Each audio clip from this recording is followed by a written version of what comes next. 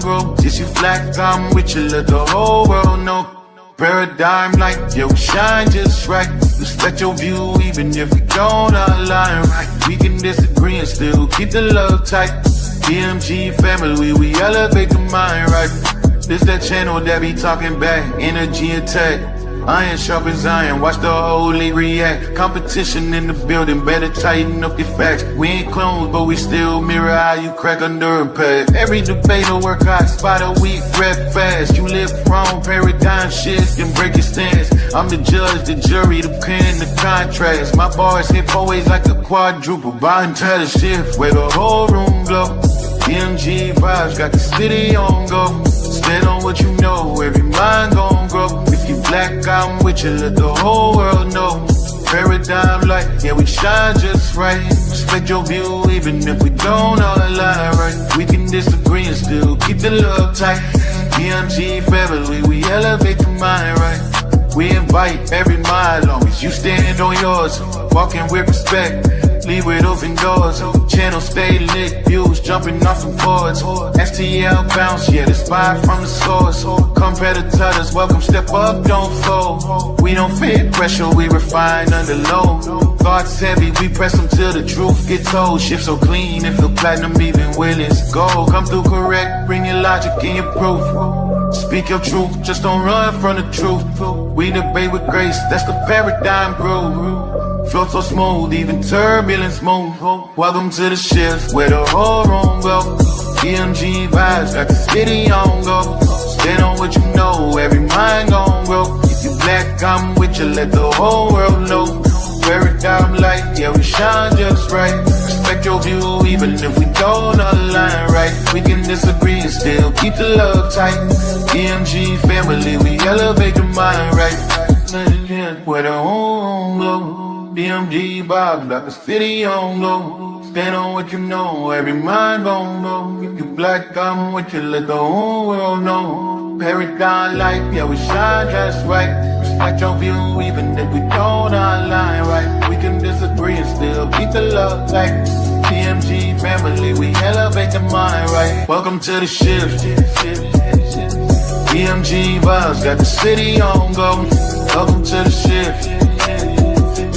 Stand on what you know, every mind gon' grow. Welcome to the shift. If you black, I'm with you, if you black, I'm with you.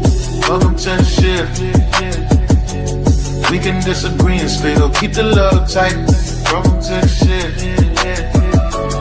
DMG family, we elevate the mind right. Welcome to the shift. DMG vibe, got the city on low. Put paradigm shift, keep it real for.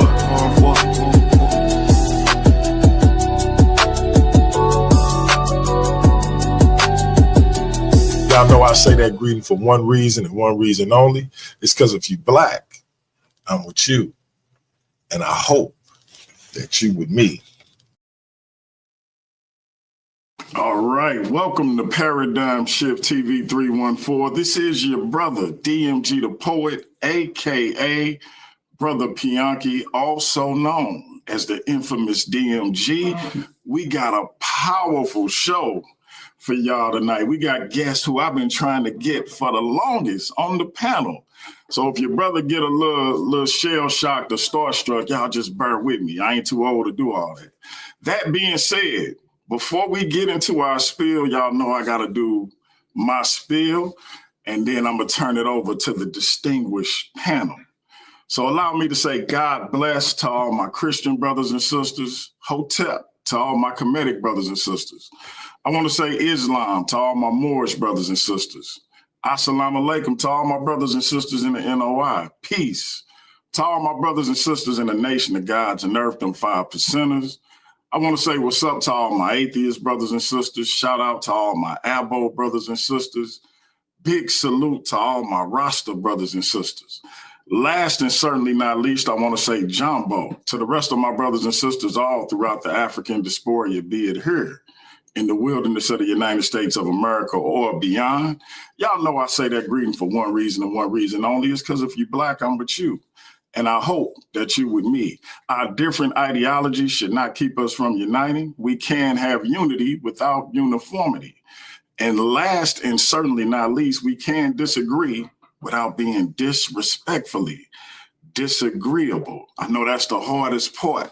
With that being said, let me turn it over to the Don of urban apologetics himself, the Godfather, Alfredo, also known as BK Apologist. It's on you, my brother. Yeah, what's going on, part of people, the place to be? I go by the name of the BK Apologist, transmitting all the way live. New York is the city, Brooklyn is the borough. What's good? What's going on? Hey, man, we're just happy to be here. The bodega's in the building, and we just want to come just show love to our brother DMG. It's amazing how we got here. You know, many of you might not know that me and DMG did not start off in friendly terms. You know. He was definitely the ops for a while, but, you know, God through his Holy Spirit, you know, connected us and we became friends, and now we're brothers in the faith. So it's an amazing journey, and we're just so happy that you're back with us, DMG, you know, and we really appreciate what you're trying to do. And that's why we're here, just to show you love. You know what I mean? I appreciate it. Yeah, BK was one of the chief ops. Like, I was like, man, this dude, who this dude think he is, talking to my man Jabari, talking about my man Jabari like this, and Shaka Amos. So like, what's wrong with this dude, man? And then, man, the guy Adam Coleman just did my man Jabari so dirty. Like, I still feel like Vocab was wrong for going to get Adam, but he did him so dirty. And I almost feel like that's when the clock started winding, because it was like, man, it was horrible. For those who haven't seen it, I think Sonetta still got the video up. It's Vocab, and for the most part, Adam Coleman having a conversation with Jabari, and it got super ugly. And it was a fun conversation. Yeah, I bet it was for you. I bet it was for you. But yeah, the just kind of the ideology I had found myself in, which I still got a lot of respect for the brothers and sisters in that paradigm, but it made me question some things. And then it wouldn't, maybe 6 months after that, I was no longer a part of the temple that I was in. So that it just kind of stirred some things up. And then eventually, progressively, as y'all know, I gave my life back to Christ. So salute to all the brothers and sisters who I didn't even realize was behind the scenes praying for a brother, because I had kind of seen people on YouTube, but didn't necessarily know if they knew me or were aware of me and all of that. But like BK said, he was the ops, and then I thought he was kind of getting at me a little bit, because he'd be like, man, basically he was saying my thumbnails was trash. So he was like, bruh, you need to get some better thumbnails. Let me tell you about this app I use. And then he started remaking my thumbnails for me. And I'm like, man, what is it?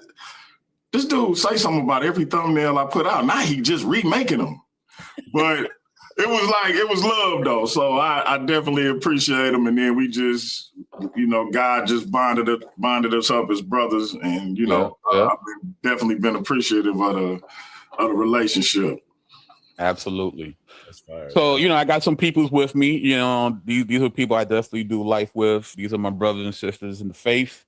We got to start off with, of course, we got two of the bodega ladies in the building. Let's start with Dana. What's up, Dana?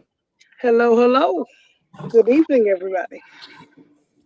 And of course, we have someone that, who frequents the chat quite often here. We have Michelle Turner in the building. What's going on? What it do? You know what I mean? And then we got, my man, 50 grand, CMB, the ambassador in the building. What's going on, sir? What's going on, brother? Glad to be here. Yes. And we got my man, one half of the EPMD of Urban Apologetics. We got my man, True ID, Adam Coleman in the building. You already know. And then, of course, we have the assassin, the sharpest sword this side of the interwebs, Faithful to God's in the building. What's going on, Faith? What's going on, family? So we're here just to kick it, man. So, I mean, whatever you want to talk about DMG, whatever questions you got about the UA and, what we do, feel free to ask. We here. Well, let me start by saying, like, how did, and we could just go around the room, how did y'all get into urban apologetics, and how did y'all all kind of come together as this Justice League of urban apologetics, so to speak? Well, the government put us together because we're all COINTELPRO agents. So, Facts, all facts. Oh man, Oh, step. that is funny. who wants to go? Who wants to go first? Go ladies first. I don't know. Yeah, let's do ladies first. Let's start with the sister Dana. No pressure. No problem. I got involved, well, one, in my off the screen life. I was in the streets sharing Jesus with people. And I actually met two of the people on the screen right now online, virtually doing a Sunday seminary class. And then after that, me and Michelle started doing just videos together. And then she got actually connected with BK, and she was like, yeah, he asking us to do a show that is a lady's perspective, and I'm gonna get you on the show. I said, okay. She's like, no, I'm gonna get you on the show, be available. I said, okay. And that was pretty much the rest is history. That's how I got thrown into the gauntlet. Miss Turner. Okay. Now we got to go to the biggest troublemaker in my chat. I've never done anything. I am a delicate flower, flor delicata, if you will. So I'm very confused about the outlandish, very untrue statements being made about me, and it's so sad. So anyway, I grew up in church, and my grandma actually used to take me door to door. So when people laugh and make jokes about Jehovah's Witnesses going to people's houses, we were actually doing that, and we wasn't Jehovah's Witnesses. So I've always been like, even as a kid, like we would knock on people's doors. My grandma would like make cakes and pies and stuff like that, and she would have it with her, and we would go and talk to people, go in people's houses. You tell us had to be a long time ago because people weren't as crazy as they are now, and so like I would watch her like minister the gospel to people. And then once I got a teenager, my parents got me like, because I started asking a bunch of questions. So they got me like books. This is part new at apology. Showed me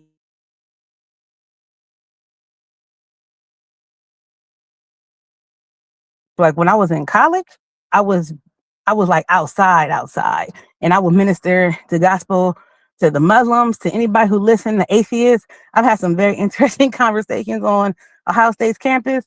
And they were, mind you, Ohio State campus on Friday and Saturday nights is wild. Like it is really wild. High Street is off the hook. If you know, you know. And so I've always kind of been like outside doing street ministry. So it was kind of a natural progression to do it online. And then I was in another group with BK, Adam, Colin. Like me, Dana, and Colin was in Sunday seminary together, and we were learning different stuff there. And then I had met BK in a group, what was like a Hebrew Israelite group or something. Yeah, I met Mike. Group. Yep, old group. Yep, BK, Mike, and Jordan, Phil, who's not here, Colin. Like they was all in there, just lambasting and just beating people down. But in the comment section, I just was like, and it was wild to me because I was like, these people are really out here beating up on these people, and these people come back and say some of the craziest stuff, like where the Bible say read in context. And I just was like, your argument to this information they're giving is this. So that's kind of how I got connected with everybody. Then Alfredo started doing the bodega in 2020. He started doing like bodega Bible talks on Fridays, and he wanted some of the ladies to come on and talk about like Christianity and stuff like that from the women's perspective. And me and Tiff had already been like doing videos like on scriptures that is misinterpreted. And so we went through and we would like exegetically show how to break down scripture. So me and Tiff was already kind of doing that. And then we started doing it with them. So half the bodega ladies is here, the other half is busy right now. But yeah, so that's how we kind of all came together. Okay. Don Alfredo. Yeah, so I mean, it's funny, right? Because if you are a believer in Christ, you have done apologetics. If you've ever articulated the gospel, answered a question that somebody had about the Bible or about Jesus, you were doing apologetics, right? So me being a native New Yorker, growing up in the 80s and the 90s, a lot of these ideologies became very popular in New York. So, downtown Brooklyn, you got the Nawabians selling their books, you got the 5%ers in the Cypher, you got the Hebrew Israelites, ISUPK with the spiked shoulder pads, going crazy. So I became a Christian in the midst of all that. And, I was actually going to college at the time.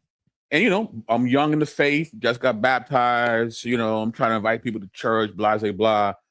And they hit, all I know is like the Gospel of Matthew and a little bit of Book of Acts. That's all I know at the time. And, the Hebrews and the Wahabians, they're throwing scriptures at me that I've never seen before. I'm like, yo, are they right? I was kind of shocked, but I would go home and I would start reading, and I would realize, if you read like the verse after or the verse before, it undercuts whatever argument they're trying to make. So I'll go back to school the next day. It's like, y'all, you're wrong because look here, blah, blah, blah, blah, blah. Right. So then, fast forward, the advent of Al Gore's internet, you start seeing these same ideologies, but, they are very internet savvy and they're really gaining an audience. And I'm like, man, we need to say something here as well, not just, in the streets. So I just hopped on, started doing, some YouTube stuff. At first, it was just uploading little sermons I've done in church or whatever. But then there was a conference in Brooklyn that Frank Turek had. He was doing an apologetic training, and Vocab was there. That's where I met Adam. And Vocab and Adam was like, yo, there's no one really in New York doing what you're doing. Like, you should really, really do an apologetic YouTube channel based on, your perspective and your vibe. I'm like, oh man, I think I should. And that's where BK Apologetics was born, because BK stands for Brooklyn.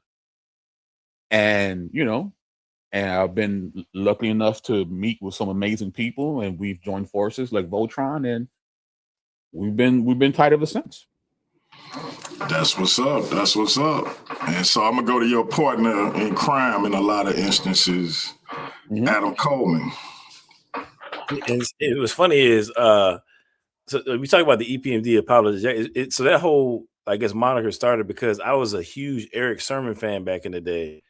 And so when I met BK at that event, you know what I'm saying, with Frank Turek was there and all that, like, he was dissing my man Eric Sermon. He was like, yo, he trash. I'm like, bro, how you gonna call my man trash? Like, it just kind of became this whole like back and forth. As the MC, not the producer. As the MC. As the MC, put some nuance. Right. All right. So that's how we just bonded, I think, over hip hop, and so that's kind of where that moniker comes from. But honestly, for me, man, I think it's a lot. I think I would just say like my dad, bro.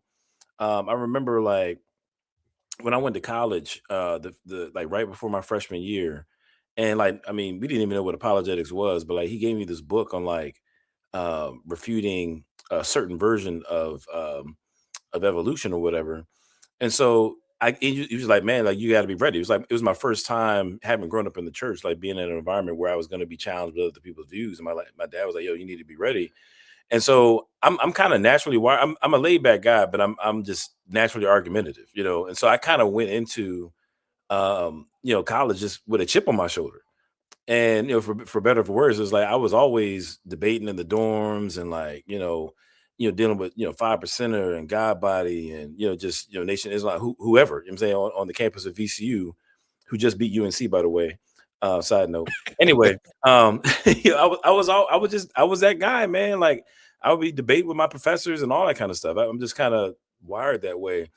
But fast forward, I think for me, like when I really started getting serious about apologetics, is because, quite frankly, I think it saved my Christian life, man. I was going through a really dark time early in my wife and I, we got married, we had lost a child or whatever, and so leading up to that, I had just gotten into apologetics and had just been eating it up for like 5 months. And so it kind of gave me an intellectual safety net in order to navigate that situation. And so when we kind of came out of that, I'm like, man, like if it was able to buttress my faith, then it could be a benefit to somebody else. So that's when I started, the podcast. And honestly, I'm a hip hop head. And so like, I kind of always have been on like some battle type stuff. Me in the 80s and 90s, that was just my vibe. So, I kind of just translated that into how I approached apologetics, man. And then, a lot of people don't know, but like I've got a sister who's an atheist, and then I have a cousin who refers to himself as a Kim. Like he's like really in the Kemetic movement like that, And so like while they were kind of going their different directions, I was like, man, I really gotta put my flag in the ground for the gospel, man. And so that just kind of propelled me even more, which is funny. I don't know if I've ever actually said this like live or publicly, but like part of the reason why the Jabari conversation went the way that it did is because I took it personal. My cousin has been a Kemetic, like going back to like he got introduced to it through Wu-Tang. You just kind of just diving deep in there. And so when I had that conversation with Jabari, it was just like I felt like I needed to make an example out of him, because my cousin looked up to him. You know what I'm saying? I guess in a way. I don't know if they've ever actually met, but my cousin like really looked up to him. And so I felt like I had to, like I said, I just had to make an example out of him, and so it was really, that's part of the reason why that conversation went the way that it did, But yeah, man, honestly, it's like when I started getting into it, man, like it was guys already like faithful to God. Matter of fact, like I was looking online at some of these forums and like faithful to God was already killing it. You know what I'm saying? You had guys like Tremaine Terrell, who was out there getting it in the different chats, man. Like you had, of course, like your Vocab Malones and Jude 3 played a big part of like what inspired me to get started. So like I just felt like, man, there's something going on here, and I just wanted to be a part of it. Not kind of knowing how it ended up, and it's just really been beautiful to see like how just a bunch of dudes and ladies on the internet putting out content I think has really shifted the conversation in some ways that we probably don't even realize, man. And it's just fun to be a part of it, bro.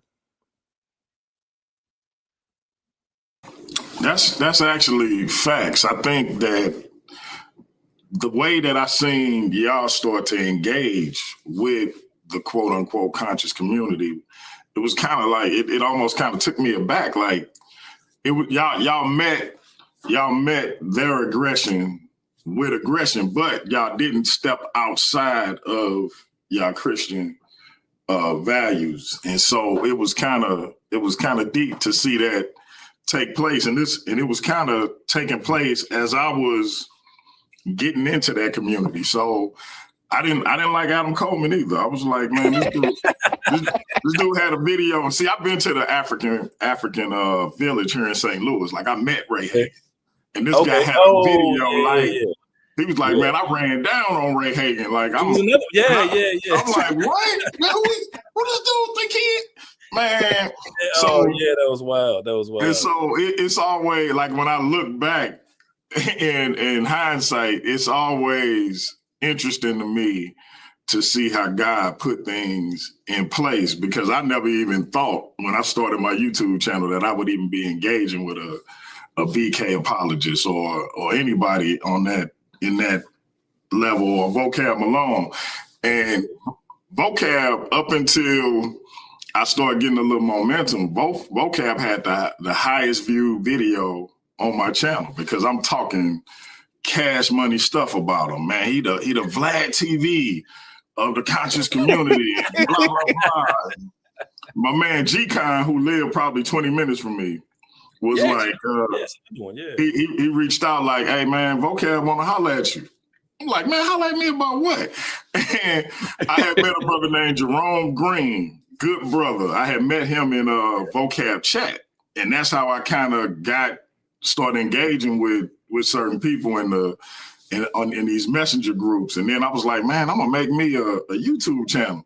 And it's funny because it was Jerome, who was a Christian, and a brother named Antoine, who was a Christian. And I was like, man, y'all like the Jabari and the Polite. At the time, I didn't know Polite was a scumbag, but I'm like, y'all like the Jabari and the Polite of Christianity. Even though I'm not a Christian, I'm like, man, I could bring non-Christians on, and y'all could, like, y'all thorough. And they was young, so it's weird because I'm trying to encourage them in their Christian walk, but I ain't no Christian. And so, and when somebody will talk reckless to them, I get in my body about it and then start talking reckless to them. Man, you can't talk to them young brothers like that. And so when vocab came on, I'm expecting some, like, an attitude, but he was getting an attitude with Cap and other people that came up, but he never had one with me. And then I realized what happened. I'm looking at my chat. It was like 100 people in my chat, and I probably hadn't been over 10 people at that point. So I'm looking like, wait a minute. This brother just gave me a rub when he could have responded to everything I was saying on his channel. But he came over here and gave me these views. And so I waited till after the show, and I told him, because my wife in the chat rooting for vocab, and he's supposed to be my op. And I'm like, I can't tell her to pick a side because she's a Christian. So I would have lost. So I told him, I said, hey man, I appreciate what you did, because you could have responded on your channel, and this would have just been me and my little 500 subscribers, and you would have got it off, and it would have been that. But you actually gave me some subs and some views and all of that. And he just laughed like he knew what he was doing. Yeah. And then he started coming on and giving breakdowns on a lot of different things. And me and BK had already started engaging. And it's funny, or funny, probably not the right word, but my wife bought me my equipment for my YouTube channel because I had a rinky-dink camera, rinky-dink mic. And she said she didn't even understand why she was doing it. And when you see the progression on where it started and where it got to, it's just an amazing situation to kind of be at the center of, because you literally see how God had his hand in this thing from the beginning. But before I continue on my can I say something real quick though, bro? Go ahead, bro. This is something you wouldn't know, man. It's like, what's crazy about it is, though, that it goes both ways, because I remember, like, when you was going through that transition of, like, and when we first heard that you had given your life back to Christ, and you just want to say, man, like, what you wouldn't realize is at that time, I was going through a real hard season, bro. You know what I'm saying? Like, a number of different things. We had a tree fall in our house, and it was just real reckless or whatever at the time. And I was actually thinking about, in some ways, man, just like kind of hanging it up for a while, like just kind of stepping back from apologetics. But I heard your story, and it was just like, man, like that's what it's about. Like this is what we're here for. You know what I mean? And that gave me inspiration to continue going on. So like, I know you was joking around earlier, talking like, oh man, like I feel like I'm somebody, but I want you to understand, bro, that your story touched me as well, bro, and that's super valuable, man. I wanted you to know that. That's what's up. That's what's up. I'm not crying. You're crying. Yeah. Look, let me turn my camera back off. Let me go to the assassin of the group, the ISUP. I ain't gonna say ISUPK killer. I don't want Cap getting mad at me. Let's go to my man. Let him get mad. Even though it's true, though, man. Even though them words are true now, brother. It's a lot of truth in jesting. You know what I'm saying? I stand behind that. Let's go, faithful. Let's get it. Yeah. So how I got involved in urban apologetics. So even though my parents were Christians, I was not a Christian. I didn't get saved until 2014. I was caught up in really unsound beliefs. So my first experience with actually holding to the Bible came through the Hebrew Roots movement. And then I eventually got influenced by the Hebrew Israelites.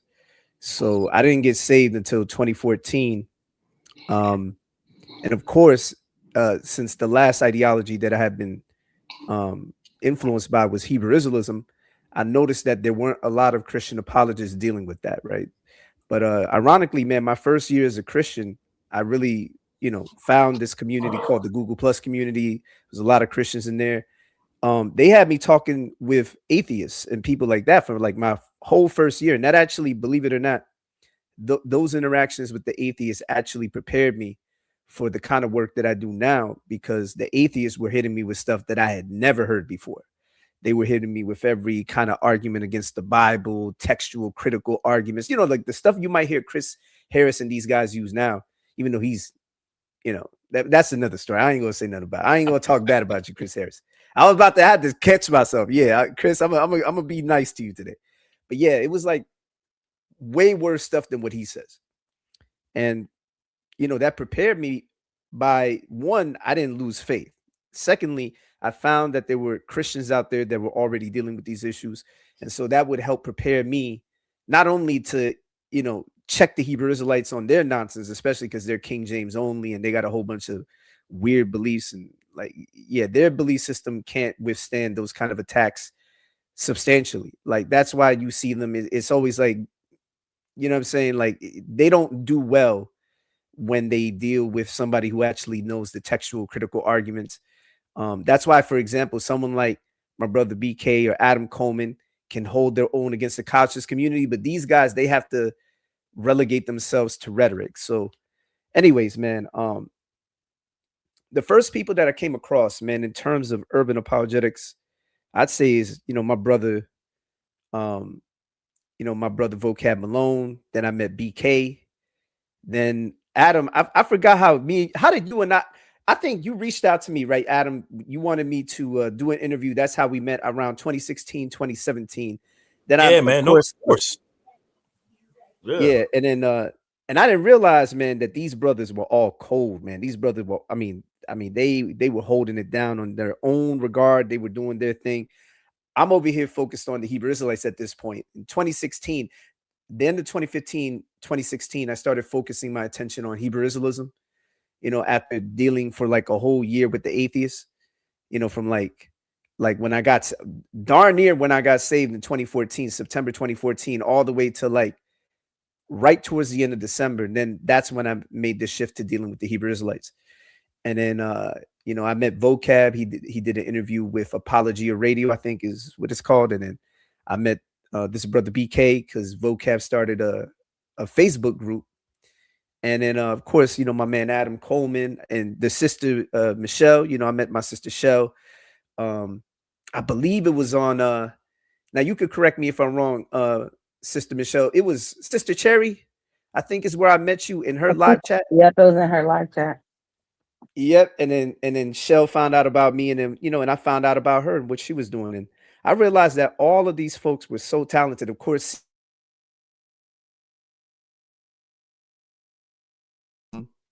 And of course, the sister Dana, I found out about her through the brother BK Bodega ladies. Shout out to y'all. Yeah, so I really can say that from everybody that I've watched over the years, and it doesn't matter if a person has a big channel, small channel, I've learned from everybody. But in particular, I realize, wow, there's a lot of us out here that have this incredible talent that recognize the issues that are out there, pertaining to us as Black and brown folks, African Americans and Hispanics, and that these groups, because if you've noticed, the conscious community tries to dibble and dabble with some Hispanics here and there, and of course the Hebrew Israelites, you already know about them. There was an importance for all of us to come together at this time. I sincerely believe that we have helped set the groundwork. And of course, shout out to the brother Damon. I know he's not here. Other brothers, Eric Mason, they were already doing their thing. All of us all came together at one point in time, and we set the groundwork for future generations to be able to do good urban apologetics because we all came from different backgrounds. We all had different experiences. Some of us with Hebrew Israelism, others with the conscious community, others with atheism. And now I think there's a rock solid foundation for Christians, especially Black and brown Christians, to be able to build upon for the future. Because it seemed for a while there that we didn't really have that. Like the urban landscape, you had people that were already doing things, man. Shout out to all the pioneers in the past, but it felt like there was a more pressing need for it in modern times, especially with the advent of the internet. But anyways, I'll land there. Yeah. Hey, I want to give a shout out to G-Con too, bro. You mentioned G-Con earlier, man. And I haven't seen that brother in a long time. Man. I haven't spoken to him, but I remember like when I first started, like clicked up with Faithful to God and whatnot. Like he was one of the main dudes that was holding it down too, man. And real rap, he's one of the most brilliant brothers, that I had the pleasure of like tag teaming with, man. So he definitely inspired me as well, bro. G-Con was that dude. I ain't seen him in a minute, but he was that dude. Yeah, G-Con, man. I didn't realize he was from St. Louis until, my whole I went on my little diatribes about vocab and he reached out. But yeah, real good brother. And hopefully we'll see him get back on YouTube and all of that. I think he been making his bones in Clubhouse more recently though. But last and certainly not least, CMB the ambassador. Talk to us, bro. Answer the question how we got started in urban apologetics. Quick background. I grew up Seventh-day Adventist, which if you don't know, if you don't know, all right. I was kind of a Christian now. Christian organization is kind of not. I would call it a cult myself personally, but the jury's out for a lot of people. I'm gonna just leave it at that for the moment.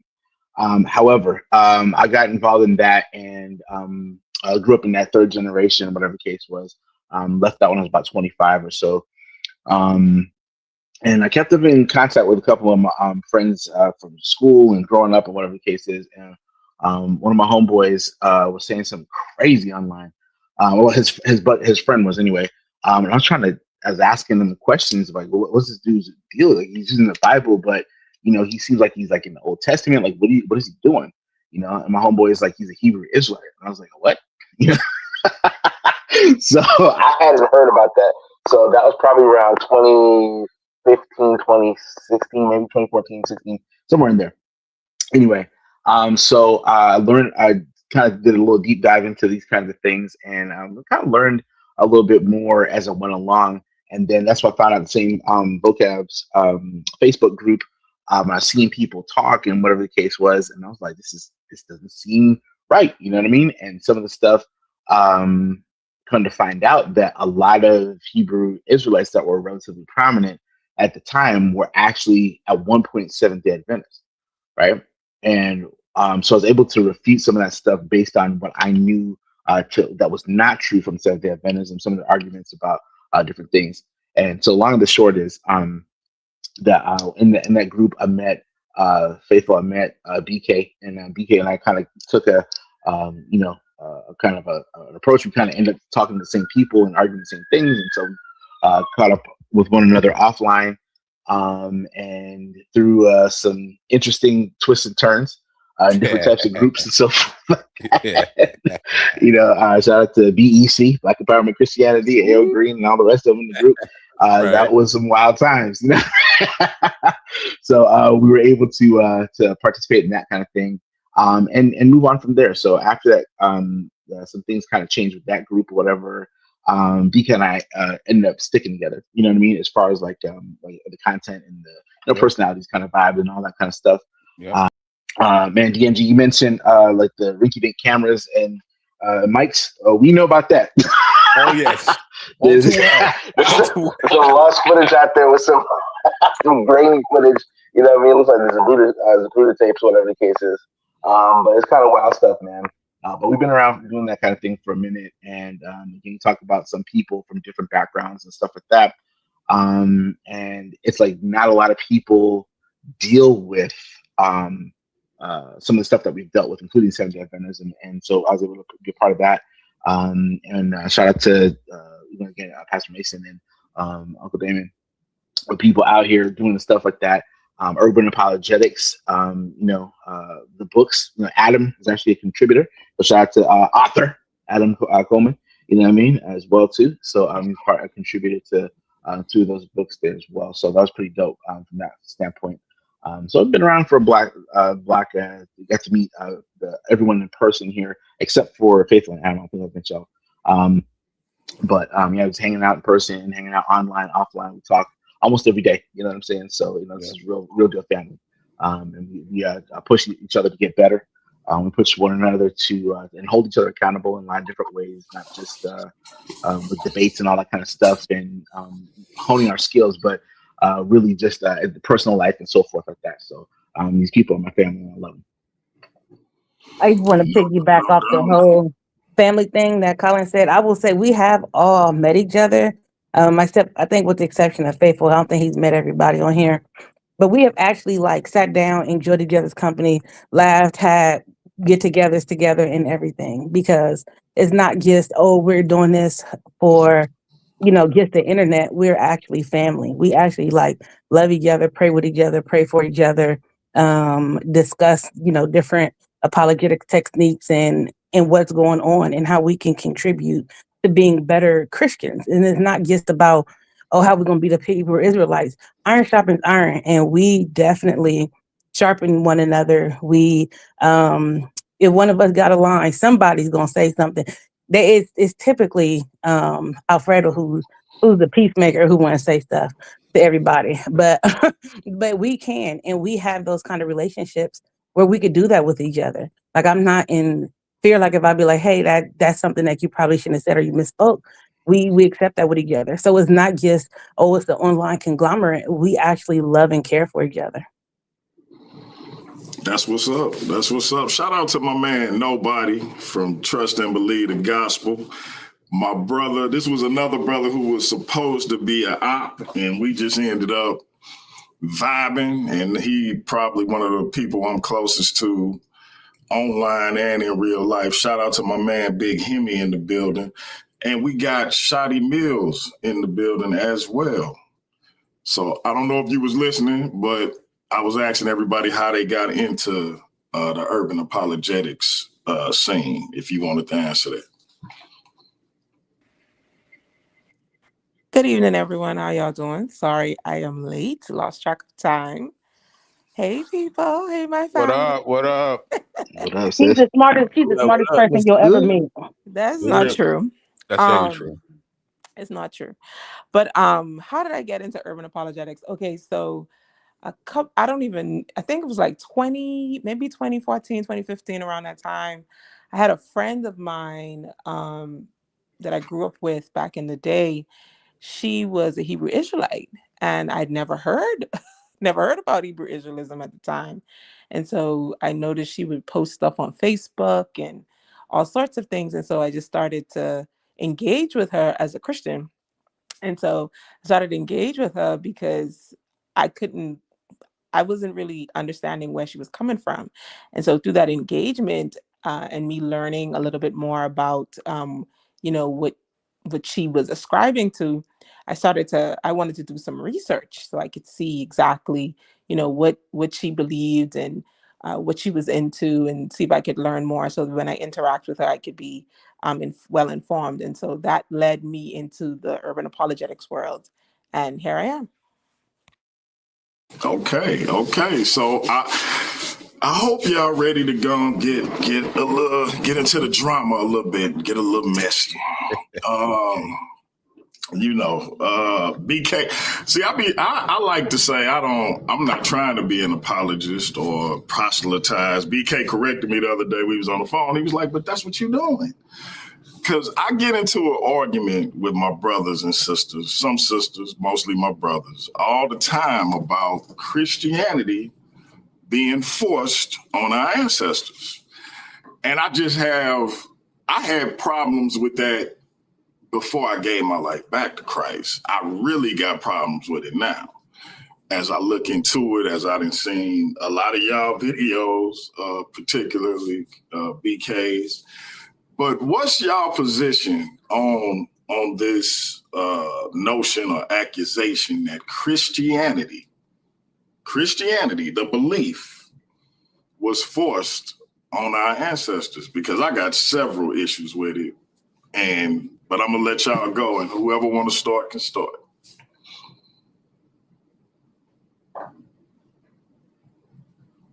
Yeah, y'all. Y'all want me to start? I'll kick it off. You know what I'm saying? Go ahead, Miguel. Go ahead. Go in. Yeah. So it's DuckTales, because we know that Christianity was in Africa well before it became one of the dominant religions of Europe. And the reality of the matter is that when they make these bad arguments, they're not looking at the work of Vince Bantu. They're not looking at brothers like Damon Richardson and others who have great apologetics towards these kind of issues. They're not checking out BK. Like BK has a video talking about the black church, and whenever these guys are making their arguments, they don't realize that the black church is the backbone of everything that is relevant to the betterment of social issues for black people on this side of this world. Let's just keep it funky.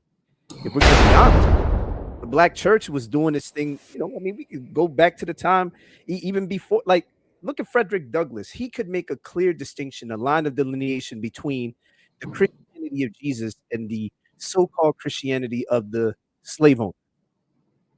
I mean, how is it that he can make that line of delineation? Does he sound like somebody that was manipulated masses Christianity? No, of course not. It's absurd. Wait a minute, Faithful, if I may, before somebody else goes. Yeah. And I'm just asking for clarity real quick. Are you what we would call black? It depends on who you ask, but if you want to know, are black people in my bloodline? Absolutely, for sure. Yes, in my bloodline, yes, but it would depend on who you ask, man. You already know how that goes, because I'm Puerto Rican, I'm Latino. You already know, depending on who you ask, you're going to get different answers. But do I know for a fact that I have black people in my bloodline? Yes, I know that for a fact. And so you've taken the time to actually study what your ancestors believed and didn't believe, and how this situation transpired, as opposed to just picking up somebody else's narrative and believing that. Yeah. Yeah, my man. Exactly. The thing is, so here's the thing, right? Because as a Latino, your average Latino is going to be admixed with the West African, the indigenous, and of course, you're going to have the Spanish. But here's the thing. When you look at the history of indigenous people and the West Africans that were brought over here forcibly, you start looking at the history of these people groups. Bro, like the picture is not this bugged out, whatever these guys are talking about, like, everybody was just brainwashed into mass Christianity. Otherwise, you wouldn't have had a social movement that recognized the ills that were taking place against both black and brown people.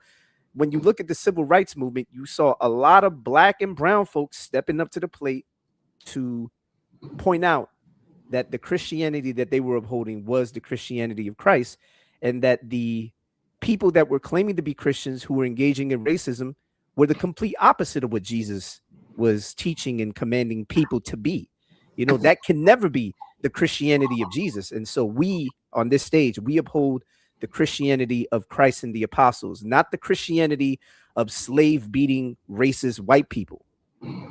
So there's a huge difference between that. And I think you can recognize that, because even today, you believe in the Christian faith as laid out in the scriptures, as do we. We're only holding to what the apostles' doctrine is. We're not holding to what racist white men did after the fact. And there are a ton of people who do evil things. Now, imagine if I started pointing out all these guys, these bug outs in the Hebrew Israelite community that have done atrocities, and I try to say, see, that represents all of y'all. I'm sure your average Hebrew Israelite isn't going to want to be associated with Yahweh ben Yahweh, or the guy that killed MLK's mother, right? He was a Hebrew Israelite. They're not going to want to get associated with the dude that shot up the mosque and all that. They're going to say, that's not us. Mm-hmm. But what they're doing is a logical fallacy. Yeah, they want to lump every Christian into every atrocious category they possibly can. If this preacher did something deplorable, that's a mark on all Christians. But if this Israelite do something deplorable, oh, I'm not associated with them. Exactly. It's a double standard. So it's special pleading. That's a logical fallacy. So you ever heard the adage, rules for me and not for thee? So it's based on that logical fallacy, the association fallacy.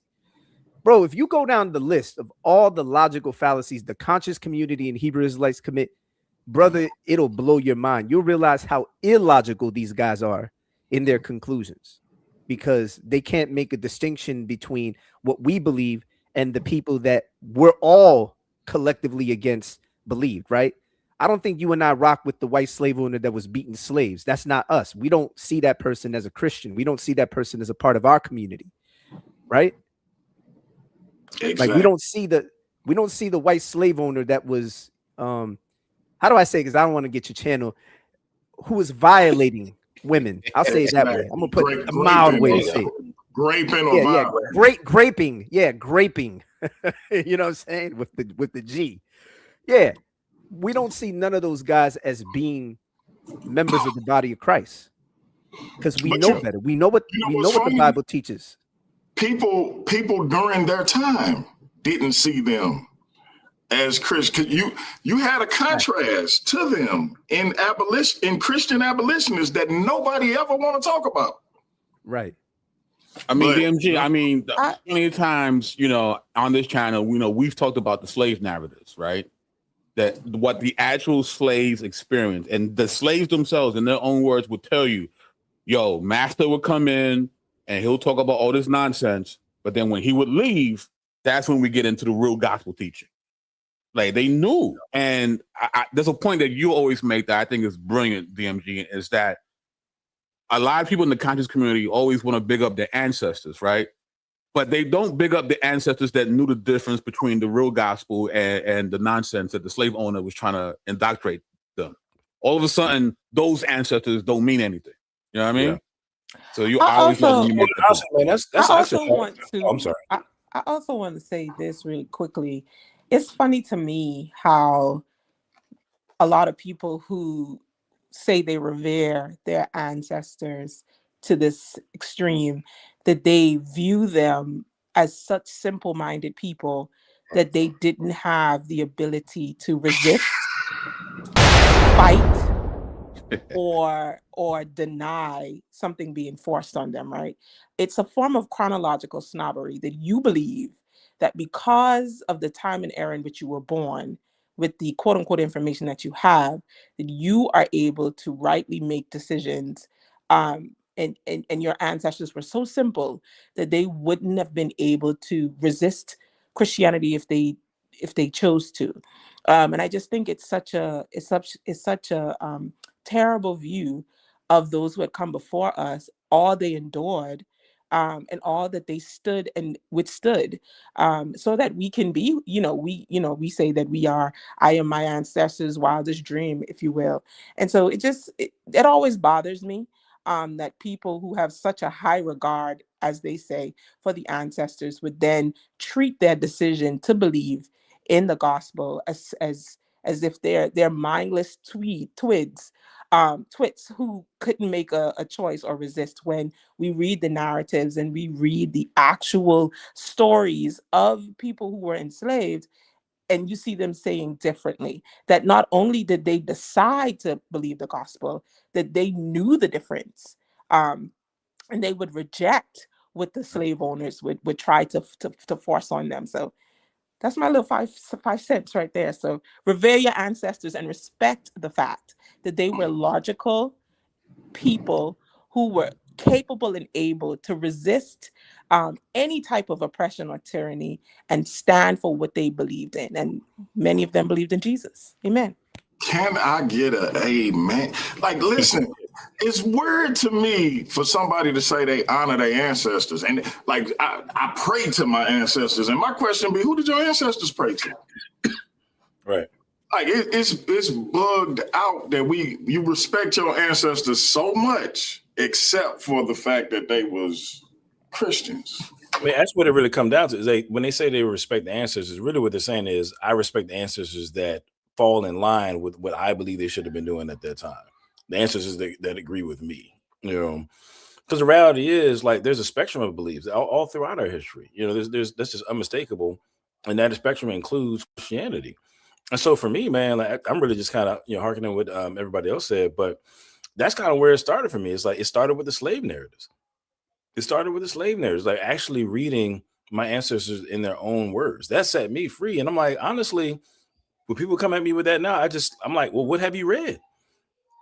Have you taken advantage of the information that's out there? Are you just parroting with, I'm not gonna call names, but are you just parroting what somebody else said? Name names, son. I'm playing. I mean, I'm gonna be real. Like, I'm gonna be all the way real, and I'm not trying to start nothing necessarily, but like when I first got into apologetics, man, I would listen to these guys, whether it be a Brother Polite or whether it be Jabbar, all of these guys, and I'm like, it's very clear that they are, when it comes to history, have a very narrow view of what's valuable.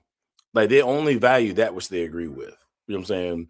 And so at the end of the day, there's whole swaths of history that they just haven't even dug into. It's just very apparent because, like, if you've been in the game, you got X amount of subscribers, you've been in the game for so long, but you don't know who Moses Dixon is. I'm saying you don't know who Henry Harlan Garnett is. You don't know who any number of people I can name. You just haven't done your homework. So I think honestly, at the end of the day, man, I apologize. I have to hop off because I got to get my kids in bed. But I would just leave with a challenge, man. Like if you really gonna stand on business, you know what I'm saying, and be against Christianity, at least do your homework. You know what I'm saying? Do yourself the favor of reading what your ancestors actually said and believed, and then go from there, man. But I apologize. I got to dip out, y'all. But I just love the vibe, and man. Hopefully, DMG, I can be back another time, man. Adam, Absolutely, bro. Adam, before you leave, we can say that most of our ancestors, if not all of them, were not atheists. Now that is something that they were not. Oh, absolutely. Just for the record. Right. And you can read more about that in Urban Apologetics. Adam wrote a chapter on that in Urban Apologetics for sale on Amazon and wherever books are sold. Salute. Nice, appreciate you. Hey, man, you love coming y'all, on man. for a bit, bro. Later, Adam. Peace. And I do want to ask, Shadi and I went to a plantation and we did a plantation tour. And a lot of the slave narratives are actually written. It was like was it like a stone or like a structure? And they knew, they knew the difference. It's very clear reading their stories in their own words on the plantations that they actually lived on. And I think like going through that plantation tour and then they had like a little church too on the plantation. And what is it called? Like Antioch, I think is what the name of the church was. And they changed it to Antioch. And like reading how they knew the difference and being there where they lived and where they worked, it gave me, who I already, had read slave narratives, but being on that plantation and reading their stories and their words on the plantation gave me an even greater level of respect and admiration for the enslaved. 100%.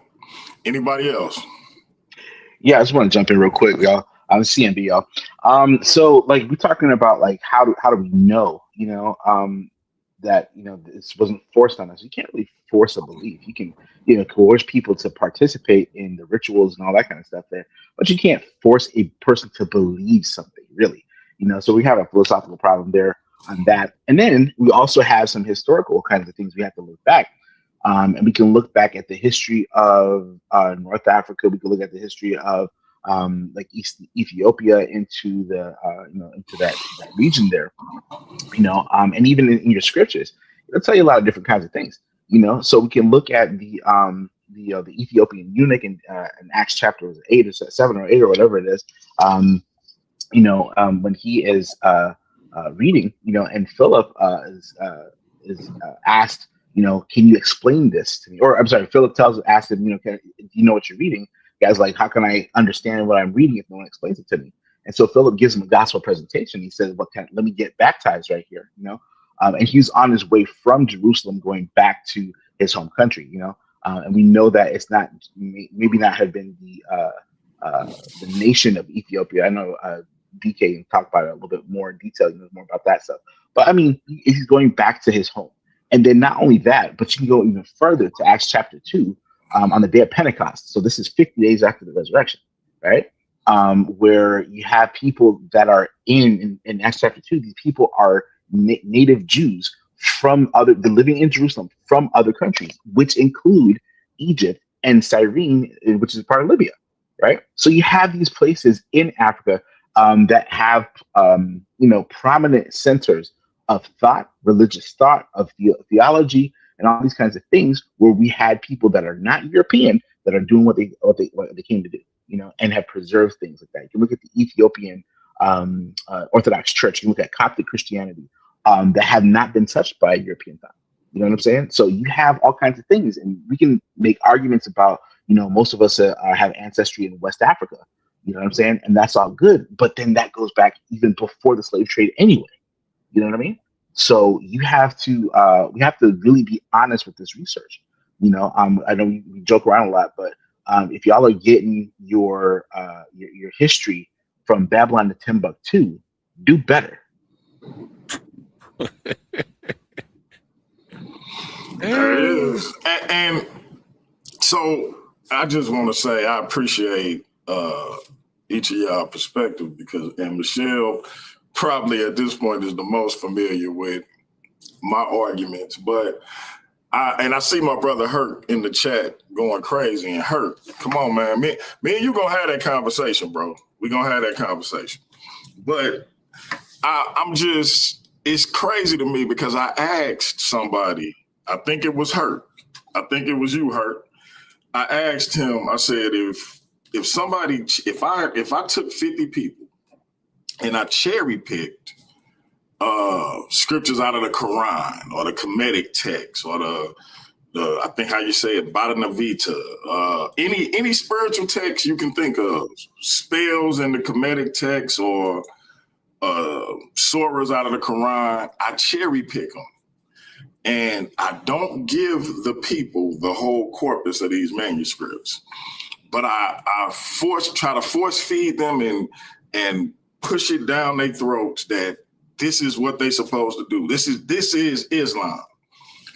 Once they got back out into the world and escaped me or whatever happened for them to get back into the populace, as they explain their form of Islam or their form of Kemeticism, if I say, hey, the basis of Kemeticism is alternative lifestyles because of what happened with Sutek and Heru, and Gail pointing his, at his, y'all know the deal. Right. So if I said that was the basis for it, every Kemetic practitioner and those who have a cursory knowledge of what it is to be a Kemetic practitioner would say, no, that's not Kemeticism.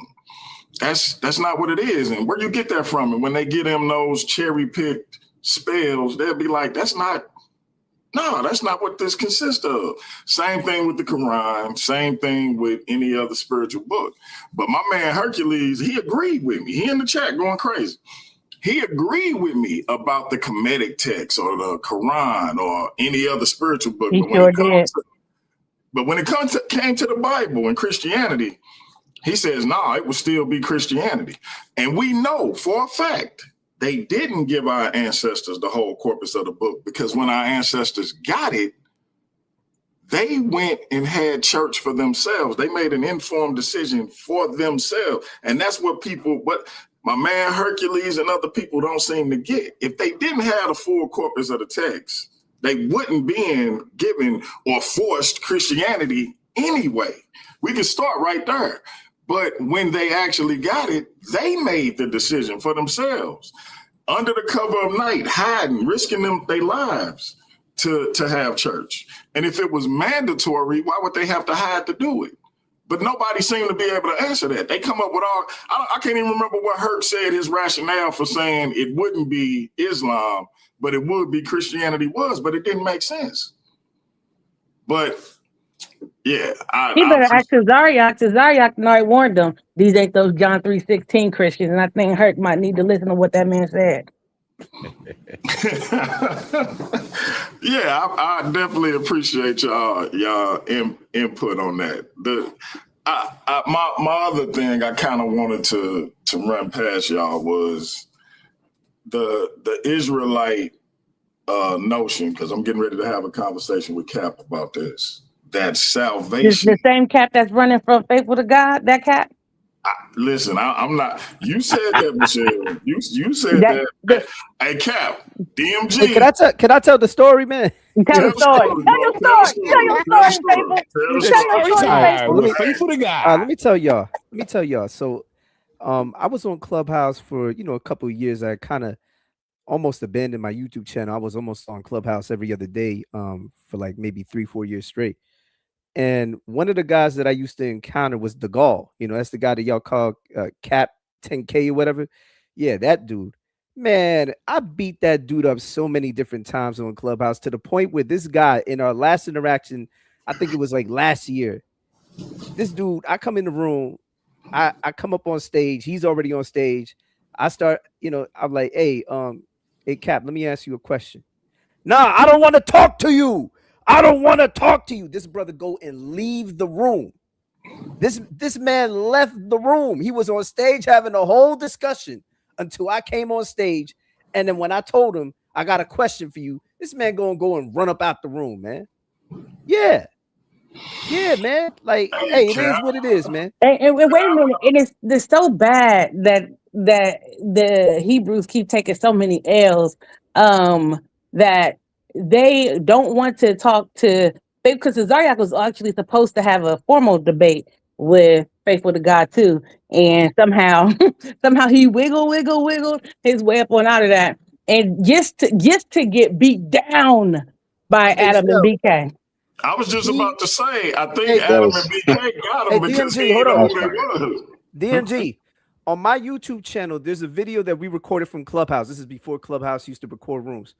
Tazariak literally ran from a discussion with me. It's on my channel. Just put in Tazariak runs from Faithful to God, or you put that into my channel. You'll see. Matter of fact, I'll even link you. Matter of fact, I'm gonna link. I'm just about to say, Michelle, get that for us and throw it in the chat. Yeah. Listen, I see Faithful, like he'll go live, right? And he'll put, listen, I'm live. Any Hebrew wants to come on the panel and debate, we could do it. 9 times out of 10, he can't get nobody on the panel, bro. They won't come up. They won't come up, bro. I'm gonna put this. I'm putting this in the private chat. Let's be real. I mean, the track record, even from back in probably like 2017, 2018, we would see Faithful crushing people all day. You know what I mean? Yeah, in Facebook, right? Yeah, and going I remember that. And it was crazy. You know what I'm saying? Yeah, bro. Yeah. Listen, if I tell you every major Hebrew Israelite, that dude We Woke now got like 100,000 subs, man, called him out. He don't want to debate. I still got the matter of fact, BK, didn't we set up a private chat with that man to do a debate? He didn't want to debate. You and I were in that chat. You still have access to that chat. Called out to Zaria. Can't get him to debate. He doesn't want to debate the validity of the 12 tribes chart. Called out Alazar, Guerrilla Hebrew. He don't want to debate. Deacon Akah or Priest Akah, he's going out. He doesn't want to debate. Priest Danyala called him out. Doesn't want to debate. Kadazar doesn't want to debate. None of these guys wanted to. Ron Dalton Jr., Hebrews to Negroes, called him out. He don't want to debate. Man, it is what it is. Man. Yeah, Faithful that's all facts. That's all facts. What you think about Faithful versus Elder Yara? Oh, Faithful was Yara ain't ready for Faithful. I know he might beat up on these little Hebrews who don't know much on here. Yara he might be able to beat up even on the NOI dude Khalil, but he ain't ready for Faithful. And that's Faithful is top tier. He is when it comes to Hebrew Israelites, top tier. Look, I'm telling you, I have personally behind the scenes. I ain't talking about him just beating people up. I've seen him behind the scenes. Like, I ain't gonna lie, like I used to be like, yo, you want to talk to my friend Faithful? And they'd be like, oh yeah, go ahead. I've seen him wash Hebrews. And so, and it was like, and it'd be bad too. And it was just like, it was worse. So I've watched him like beat up on Hebrews all the time. Real quick, y'all, real quick, because hey, Hercules, you my brother. You still gonna be my brother after this. I want you to know that. But you did this to yourself. I'm gonna put what he put in the chat up for y'all to read, and just please respond to this.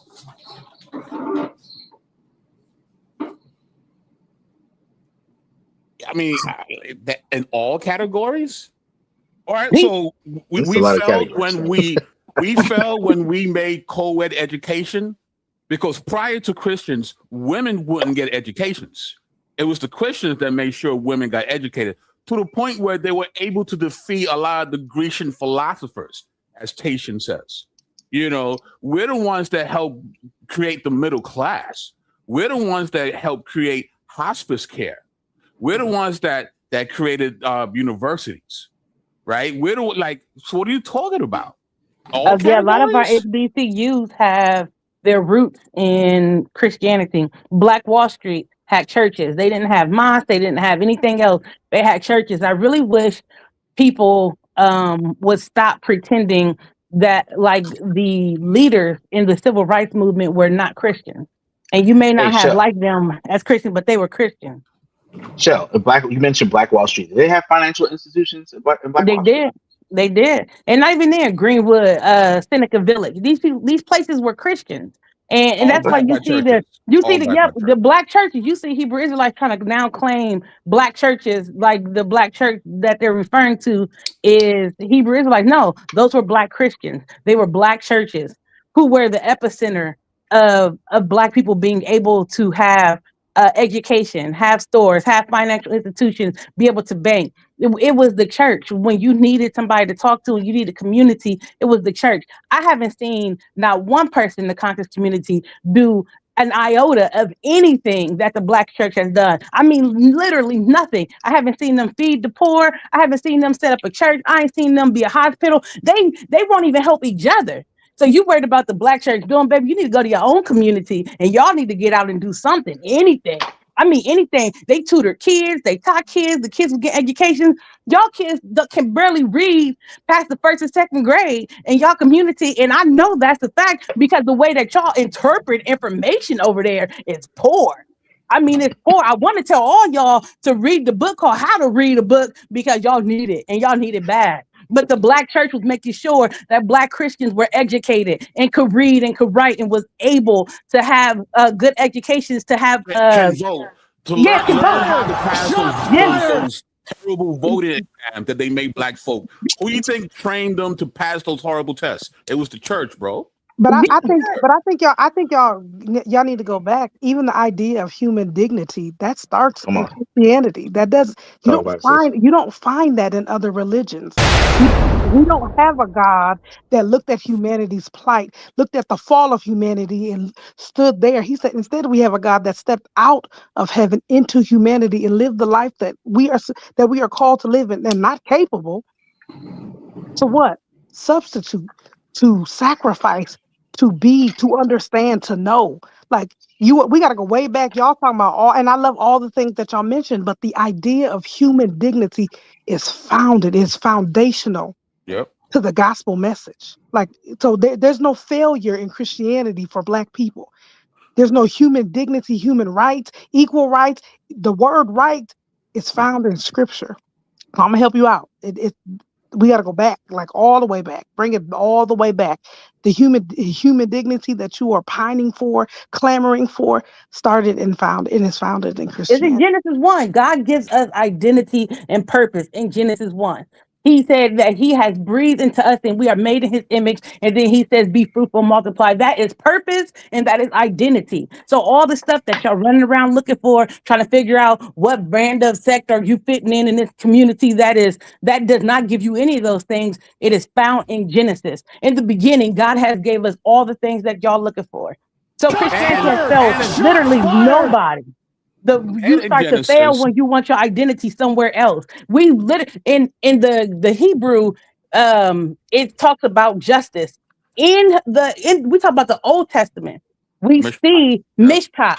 in there, which is justice. We see God giving justice and God giving hope to people who don't have any. Even when they were exiled and they left, and Jeremiah was crying, God left and went to exile with them. We read this in the Bible. God has never left his people hopeless. And like ever, black people, brown people, white people, regardless of what people he has never left them hopeless. He has always been with them. You are hopeless when you are trying to cling to an identity that do not belong to you. That's when you start being hopeless. That's when you start pining for anything that gives you any semblance or some hope that you don't have. And it will always leave you wanting, and it will always leave you broken, because you will never find the peace that only God can give you. Listen, for y'all who thought Michelle Turner was just the best moderator in the business, I think y'all getting y'all eyes open. And my man Hercules still going. He say, exactly, DMG knows I am an Amon Wilsonist. None of that has stopped white supremacists from killing us. None of that has stopped us from being miseducated or gentrification. And listen, this is what's crazy, because Hercules is an educated man. He's a teacher. You say that, but I've asked her questions in the chat that were very basic to just debating. I'm not talking about anything, and he couldn't even answer those questions. So you can say this man is educated, he's a teacher and all that, and that's fine and great. Dana's also an administrator in education. Real quick. She will Shout run out to the sister Dana. She had to leave. Shout out to her for coming on. But yeah, so I mean, and all that's great. But again, he says all of these things, and you are making up, they didn't read the Miseducation of Negro. And again, I've asked him basic questions and he couldn't answer. So you want me to believe that he knows what he's talking about? I don't think so. If the fact that he can have an education, the black church, the black church, right? Hey, DMG, can you put that comment back up on the screen real quick? I just want to look at something quick. Which one? The same one that you just posted up there about the miseducation. There you go. All right. So none of that has stopped white supremacy from killing us. None of it has stopped us from being miseducated and gentrified. Okay. So is white supremacy Christianity? No, it is not. At all. Matter of fact, Christianity is against white supremacy. Yep. Right. So you would have to, we're making a category error right now, brother. I know you educated and everything else like that, but you're conflating the terms, right? You have these pictures of white Jesus that are all over the place. That is not the Christ of Scripture. Period. Point blank. In the story. Yep. We'll stand on that, right? And that's just the way it is. And if we're gonna say things like we're people are claiming Christ, we act like we've never heard the term of identity, stolen identity before. People have stolen identities and will take your credit cards and go run up on a bill at Dillard's and all this other stuff like that, and it ain't you, right? A lot of people have been writing checks with the name of Christ that Christ has not written. He is not endorsing any of this stuff. That's right. And we're here to stand on that at any point in time. So let's. And when people make those statements, it shows me that you haven't read the Bible vertically or horizontally for you to even make that statement, for you to even try to compare the two. It shows me that. And what's funny about it is I've tried to tell people, but because they so anti-Christianity, they can't hear it.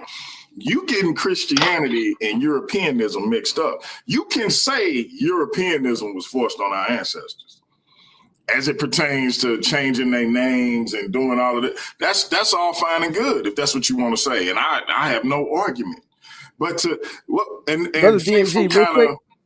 Go see that comment from the sister, or is that, I'm sorry if it's not a sister, if it's the brother or sister. I don't know if they brother or sister. It says neither has African spirituality. Yeah, can you post that one on the screen? Shout out to my sister Light in the building. Yeah, so what sis said is true. Neither has African spirituality. Let me ask y'all something. Where were the Kemetic gods when all bad? Where were the Netaru? Where was that? Where were the Netters when black and brown folk were getting shot down by the cops and all that? Where's our tomb, son? Where's our tomb at? Hercules, talk to us, man. And that Faithful basically kind of got into my next question. Like, why is it so hard for people not to be able to understand that Christianity is not part and parcel with white supremacy? Why is that so difficult? Because even when I was dubbing myself, when I was a Kemetic saber at the Temple of Het Haru, I never believed Christianity and white supremacy was part and parcel to one another. Because shout out to Evangelist Paula Turner down at Bethel Christian Assembly. She always holler at me, or she even when I was outside of the faith, she would holler at me about doing the Black History program. I love history. And history just don't coincide with Christianity and white supremacy being part and parcel to each other.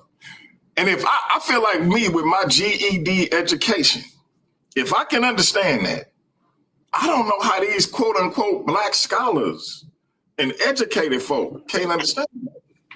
Because they haven't read the Bible. They don't know what the Bible teaches. What they're doing is they're like, oh, look at these people acting like this. And because they name the name of Christ doesn't mean that they are actually doing what the Bible teaches. And those are two different things. What is actually being taught and what is being lived out by the adherents may not be the same. So when you judge people or a group or an ideology, you need to judge it by the actual tenets, because all the adherents may not be living it correctly. Like, that's like me saying, oh, I'm going to base Islam off the Nation of Islam. Like, I mean, you can't do that. Hey, they're not even the same. But if you're doing stuff like that, you are being very ineffective, and you even having a monogram or a clue of what is actually being taught in that ideology. Right. There's many variables that's involved in answering that question, DMG. I'm going to give you one, right? Paul tells Timothy in one of his letters that there will come a time when men would not put up with sound doctrine, but gather among them a great number of teachers to hear what their itching ears want to hear, right? For many of us, we don't want to follow the Bible, right? Because we don't want to be held accountable for what we do. So we need something that scratches that itch, right? That itch. And so this idea that Christianity is white supremacy gives me the excuse not to be a Christian. Because guess what? I don't want to be one anyway. But I need something tangible that I can hold on to so I can feel better about making that decision. And one of the excuses is that. Now, is that the only reason? No, that's just one. That's just one. Okay, I'm gonna jump in also as well, man. And so I'm gonna piggyback right there. You know what I'm saying? There's an article called "Millions and Millions," and it talked about, like, you know, science and scientists and scientism that will not allow what they call putting a divine foot in the door. You know, because again, people want to do what they want to do. But even before that, let's just talk turkey real quick, man. If we go back to the idea and concept of race and racism, scientific racism and stuff like that, we talk about the 1600s, right? Give or take, something like that. Okay. So if we're talking about the 1600s, Common Era or AD, 1600s after what exactly? The birth of Christ, give or take, right? And so we can look at it that it's almost 2 millennia after Christ walked the earth that you're getting this idea of race and racism in a way that we understand it today. So what y'all talking about is like a significant problem with in terms of the timeline. You know, we're having a chronological problem right here, right? So you have the idea of Christ walking this earth, right, around 2,000 years ago, give or take, right? And then like 1,600 years later, this idea of scientific racism and all this kind of stuff is coming up, right? So you have a serious problem, right, in terms of, you know, anachronism and all this kind of stuff. So even just from a purely philosophical and purely scientific idea outside of the idea of religion, it just don't fit. It's not the same thing. So this idea of, the superior race and all this other stuff that people again have to buy into, or even the concepts of it, or what comes downstream of it, in order to be white supremacist or whatever the case is, right? All that's coming after the fact. So Christianity, this is foreign to Christianity. So all this nonsense that you see now with the political climate and all the rest of this stuff and Christian nationalism, which is one of the worst uses of the word Christian I've ever heard in my life, right? Yep. None of this stuff holds water, man. It don't, and it's foreign to the text. It's foreign to the idea of Christianity, and it's disgusting to be honest with you. And we ain't with it. So. Yeah, I'm just, and hey, Herc, I promise you, me and you can have that conversation as long as you know you my brother, I'm your brother, and we stay brothers. But I got a better idea for you, Herc, because again, I just got a lowly GED, bro. I'm not on your level of education, but my man, faithful to God, is an equal opportunity butt kicker. And y'all can have that dialogue, and I'll simply host. So, two educated brothers having a conversation on whether Christianity was forced on Black people in the United States. And you know, I think it'll be fair and square, and then me and you can remain friends because I don't want us to, you know, I don't want you to get upset with me. Hold on, wait a minute. Hold on, DMG. I'm sorry to interrupt you. No, I go just ahead, I sis. just seen Jose's comment. Jose, you don't want BK. BK has already beat up Tazariak, and he's much better of debater than you are. So I suggest that you would just go ahead and keep just hopping on the panel instead of debating people. Now, if you need him to teach you how to make a slideshow and actually do a presentation, then maybe you can see BK for that. Outside of that, Jose, please. Jose Please. say he won't be KR. Jose, Jose, you don't. No, you don't. No, You don't. bro. You You know, don't. Well, you came on that's the with words that you don't thought. want to hear. Let me share my screen, right? Look, Jose wants to die. Jose You wants don't to want to hear die that. by 1,000 slides. Let me tell you what BK does. You could be like, I read a book called One Fish, Two Fish, and in the book, the man said we have we have a hat that's old, a tooth that's gold, and I got some birds that we like to behold and talk about the streets. You can say that. BK gonna be like, well, I actually found the book, and it's called One Fish, Two Fish, Red Fish, Blue Fish by Dr. Seuss. And on page 13, and I'm going to show you the diagram that he used, and now he's going to talk about the cultural context in which the book was written. Baby, you do not want BK to share a screen with you. Your 5 slides that you had when you did your 15-minute presentation, BK, look, we were at a conference, okay? We were in Flint, Michigan at a conference, Flint, right? Michigan, baby. Yes, sir. But we were in Flint, Michigan at a conference. D New and BK had slides and was ready to go beat up on Hebrew Israelites. We having a backyard barbecue and they plotting on what they gonna do. And BK had the slides on deck at a conference in a backyard barbecue. The conference was finished. We in the barbecue kicking it.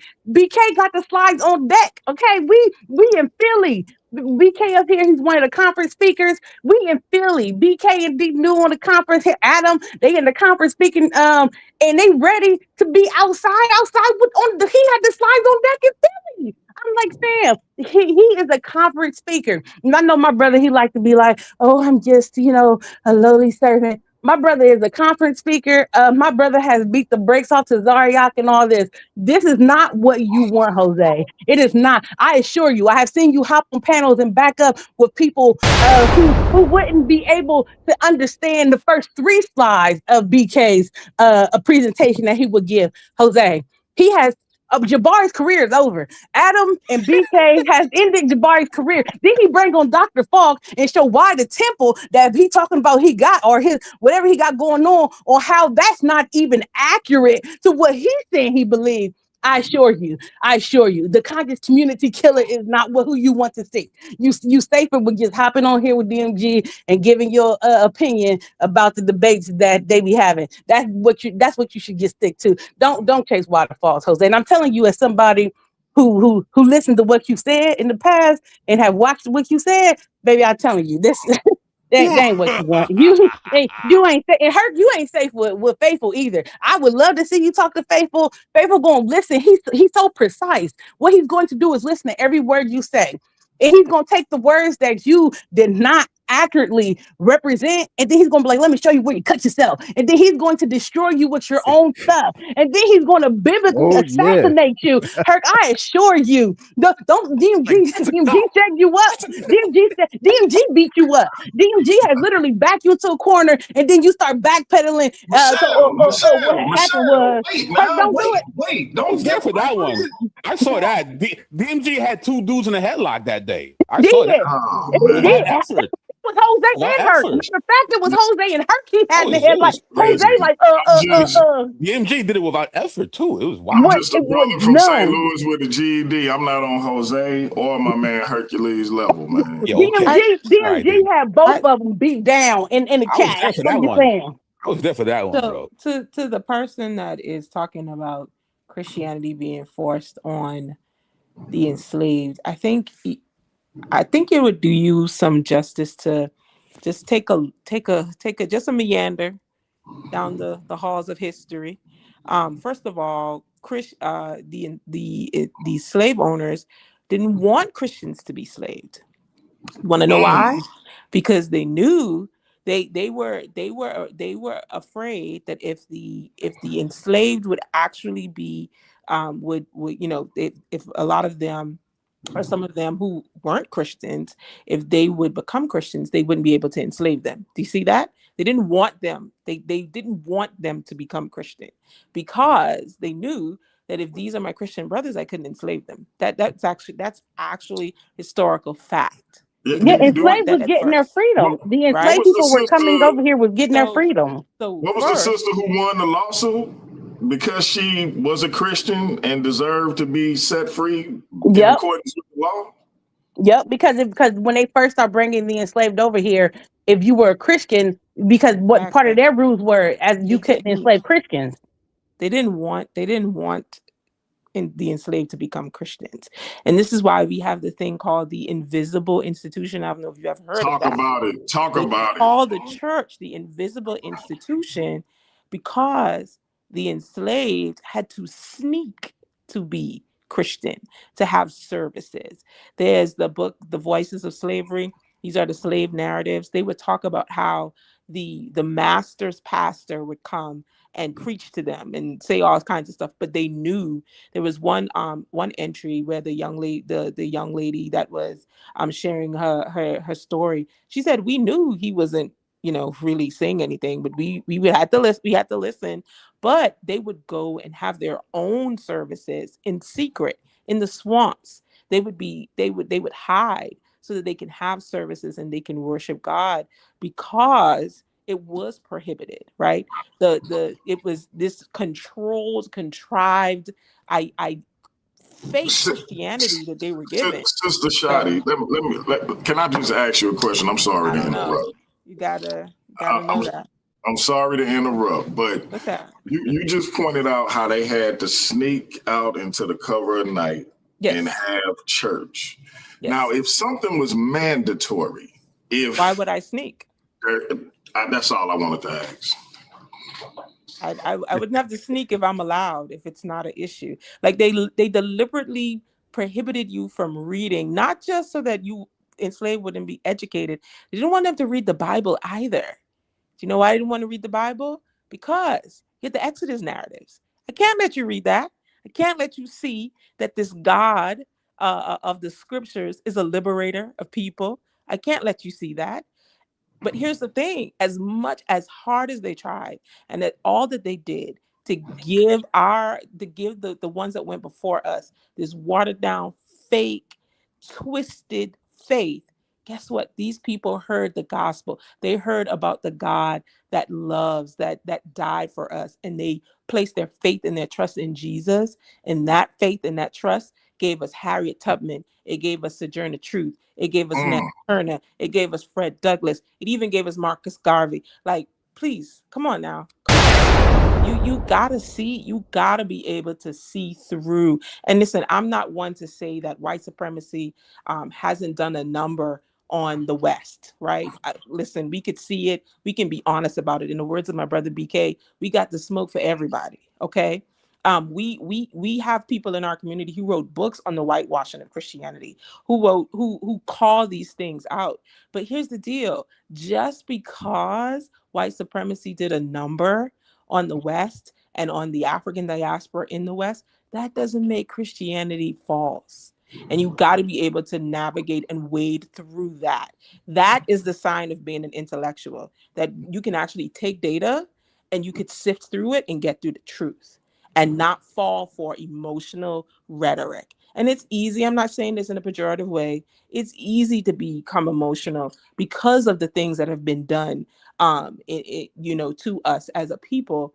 But don't let your emotions take away from your ability to think and reason through the truth. Because here's the deal. When you subscribe to these things that our ancestors couldn't think for themselves, that they didn't have any form of resistance for themselves, that Christianity was forced to us, that you're actually subscribing to white supremacy, because you're saying that we didn't have the mental capacity to choose and reason. That is white supremacy. Just saying. And you bring up an excellent point as it relates to white supremacy, because it's two things. I'm gonna say this, and then I got to step away for just a second. And y'all can deliberate on it however y'all please. But the first thing is, it's funny how they acknowledge white supremacy, and they acknowledge the stranglehold it's had on our people, and they bring up a lot of propaganda that, to me, our people have clung to because it's convenient as it relates to going against Christianity.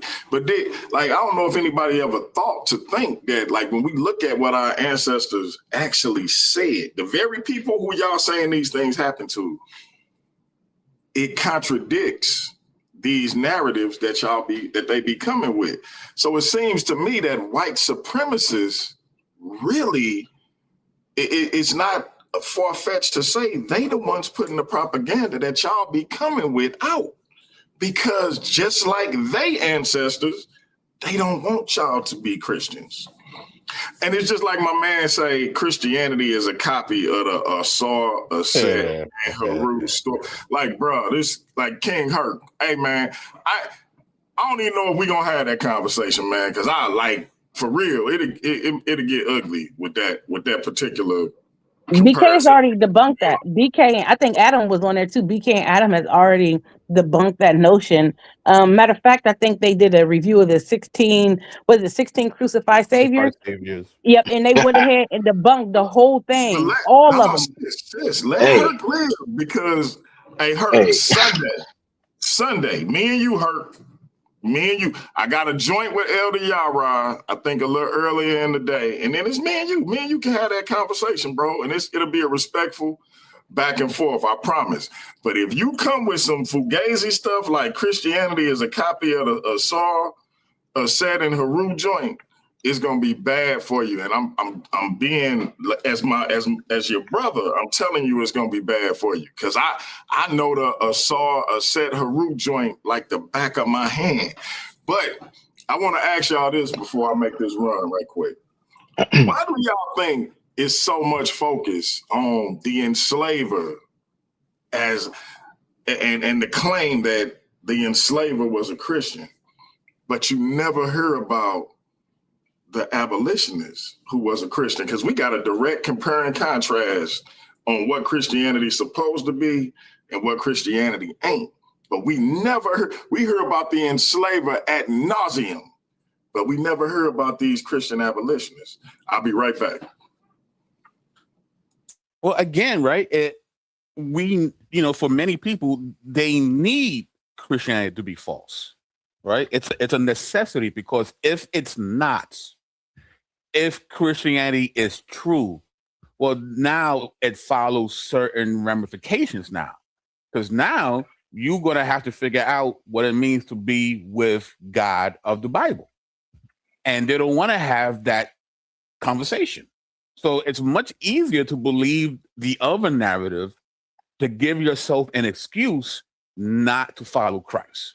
Because that's really the end game. I don't want to do it, but I need a reason not to do it. And I'll take any reason. That's why when you look at the conscious community, they all disagree with each other, right? The Kemetic dudes don't really agree with the Hebrew Israelites.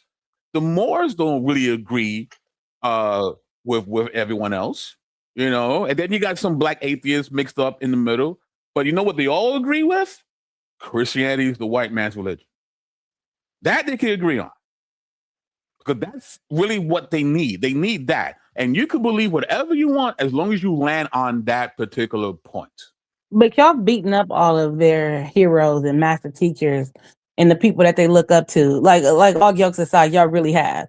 So I don't, for you to keep holding on to this very bad narrative, Jabari is the best of them, and Vince Bantu beat him down.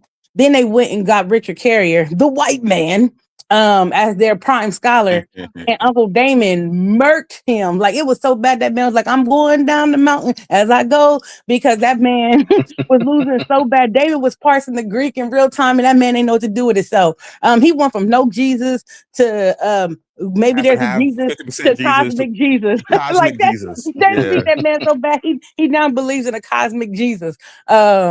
But I'm like, these are the people that you guys look up to and y'all think are master teachers, and they have all been debunked to the point Pastor Bennett had to tell Shaka, I'm your teacher, boy, and I ain't never gonna forget that. Never gonna forget that.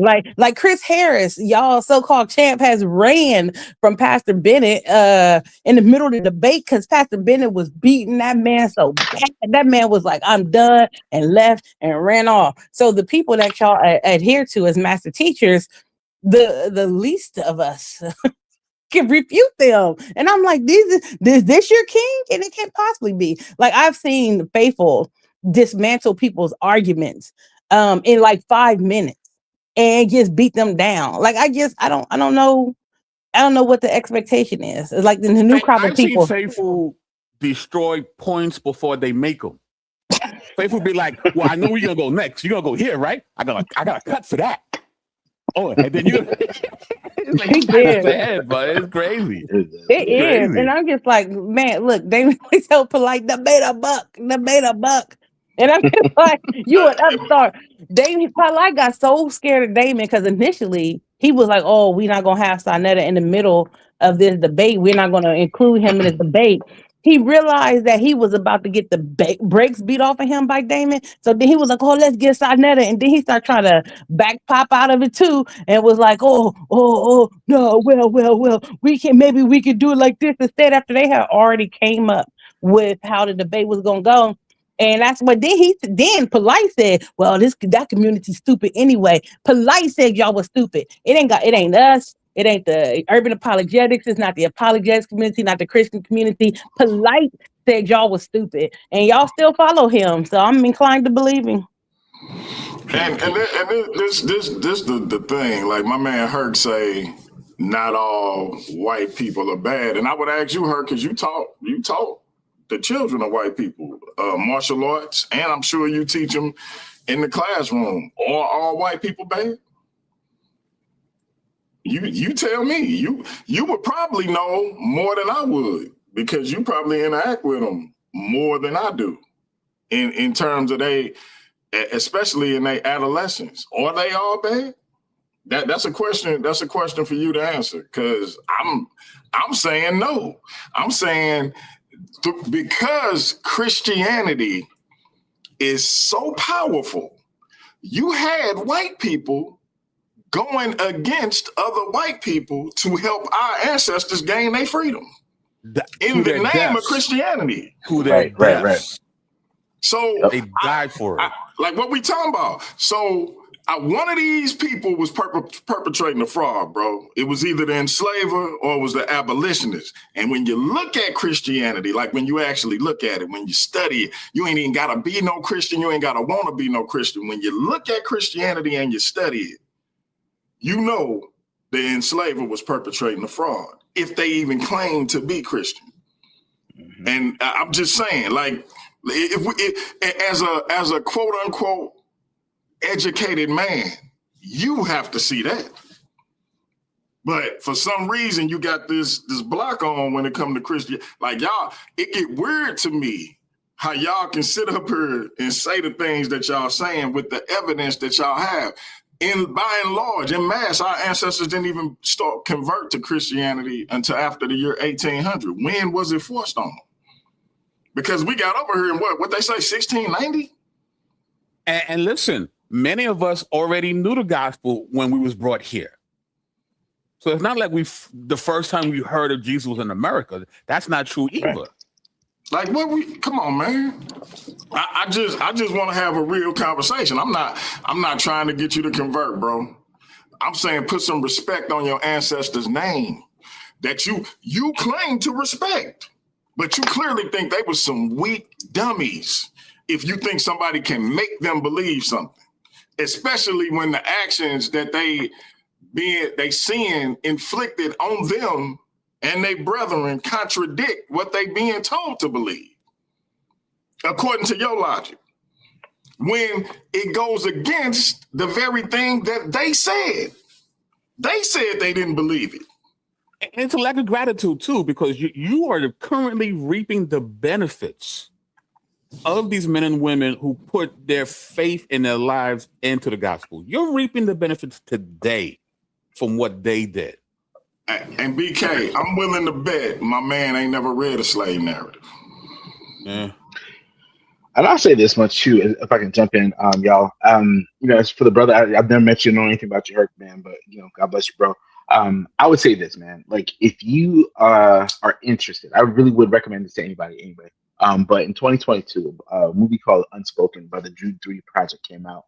I believe it's still available on Amazon, that you can either get it streamed or whatever the case is. And it goes through a look into Christian history. All right. And it addresses some of these things about white supremacy. Matter of fact, Adam was on there. We mentioned Damon Richardson. He's on there. We mentioned Pastor Eric Mason. He's on there, amongst other people, among other contributors. And it really takes a good look into these things, and it gives you options and a nice bibliography that you can go back and hear what they have said, and then go and check their sources. All right. And I think that would be probably the biggest thing. You have the right to believe whatever you want to believe. And none of us on the panel, I'm going to speak for everybody here, but none of us on this panel are against Black empowerment. Not a single one of us. However, I will say this, that I, for one, I know BK, I know Shell, I know Shadi. I'm going to say for BMG and for Faithful, like, nobody wants to empower Black people based on lies. It's unfruitful. It's unproductive. It doesn't help anything. You can't help anybody. You can't help your fellow man, your brothers and sisters. You cannot help us if we're going to be building on shaky foundations based on lies. You just can't. And with some of the things that have been brought forth, with, again, someone mentioned the world's 16 crucified saviors by Percy Graves. There's I think it was one of the 6th edition. If you look that up online, I believe it's the 6th edition. They have a disclaimer on there, and this is from a website called internetinfidels.org or .com, whatever it is. Okay, they're not Christians, and they tell you whatever is in this book, read it with a grain of salt, because none of it's been verified. Okay. And y'all want to sit here and read this stuff and throw it in our faces as if you discovered, the key to slicing bread, you know what I mean? Or whatever the case is, the Holy Grail, as if it means something. All of it is bullcrap, right? And it's like, if we're going to sit here and be like, okay, well, now we can throw away, the baby with the bathwater because of what something else said. And again, this is, how many times, BK, you brought this up on your channel and talk about like different ones, Egyptomania and all this kind of stuff that was big in the 1800s, and all of these guys were pseudo scholars, all fake scholars. None of them understood any of the hieroglyphs. None of them studied any of the language. Most of them had never been over there. You know what I mean? Some of us are still believing the lie that Napoleon went and shot off the nose off the Sphinx. Come on, stop the nonsense, man. Stop it. And you brought up a good point, brother, about not being able to read the language. But guess what? Like, y'all even owe Christianity the fact that y'all can read the Middle Nature. Facts. Because if the Coptic Christians wouldn't have preserved it, you wouldn't have it. Y'all, look, and Hercules, you keep saying stop playing with you. You better stop playing with me.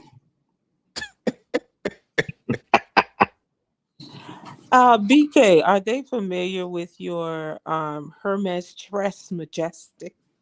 Hermes Trismegistus?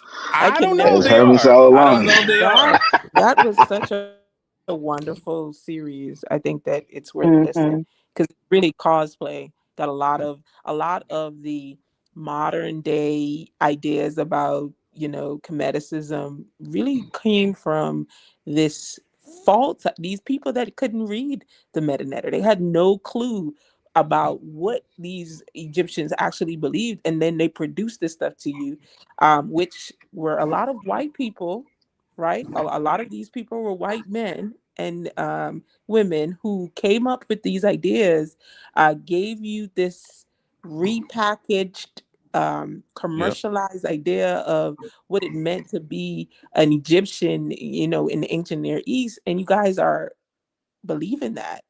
And then you got the nerve to say Christianity is the white man's religion and all this stuff. I don't know.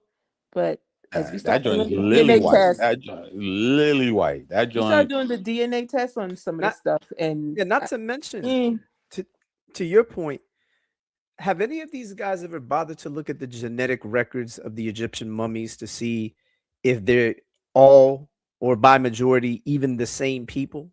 Like, if we're going to play this game, they're going to find out that all the evidence goes against their bugged out pseudo narrative about what they think about Egypt and everything else, because it's bad. But y'all hitting it right on the nail. A lot of these guys, see, they want to talk about religious folk. They want to talk about us as Christians when they're more religious than all of us, except they have a religion built on lies, on pseudo history, on disinformation. We have a history built on the truth, on facts, Right. objective reality, right? Right. What we're saying is factual. What they're saying is DuckTales. Ooh. The irony, right? The irony is, of course, that's one of their favorite talking points, that, Christianity is the white man's religion. But, when I started digging in, because once I started debunking a lot of their claims, I'm like, well, where is the claims coming from? Because it's not coming from Kemet. So where they come? So I'm digging in, and I started realizing that a lot of information that people like Dr. Ben, right, was getting stuff from like Kelsey Graves, Albert Churchward. And I'm like, all right, where are they getting the information from? And come to find out, they got a lot of that stuff based on Greco-Roman fan fiction about ancient Egypt, and not ancient Egypt at all. Because like we said right now, there was a time where they couldn't read the glyphs. So you know what they did? They made stuff up. There are actual lexicons that you can actually get right now where they're just freestyle. This is prior to the Rosetta Stone. No one's deciphered a thing. They're making it up, right? But then here comes Champollion and others, right? We finally can read the glyphs. So now it's like, oh, so everything we was doing was wrong. And there was a split in that community. So the Egyptologists said, well, we were wrong. We can read this, so we're no longer going to follow this nonsense. But then you have the Egypt sophicists that said, no, we like the fairy tales that we created. We're going to rock out with this. And there was a split somewhere in the 1800s. But then here comes Kelsey Graves and Albert Churchward, and they bring the Egypt sophicy, not the Egyptology.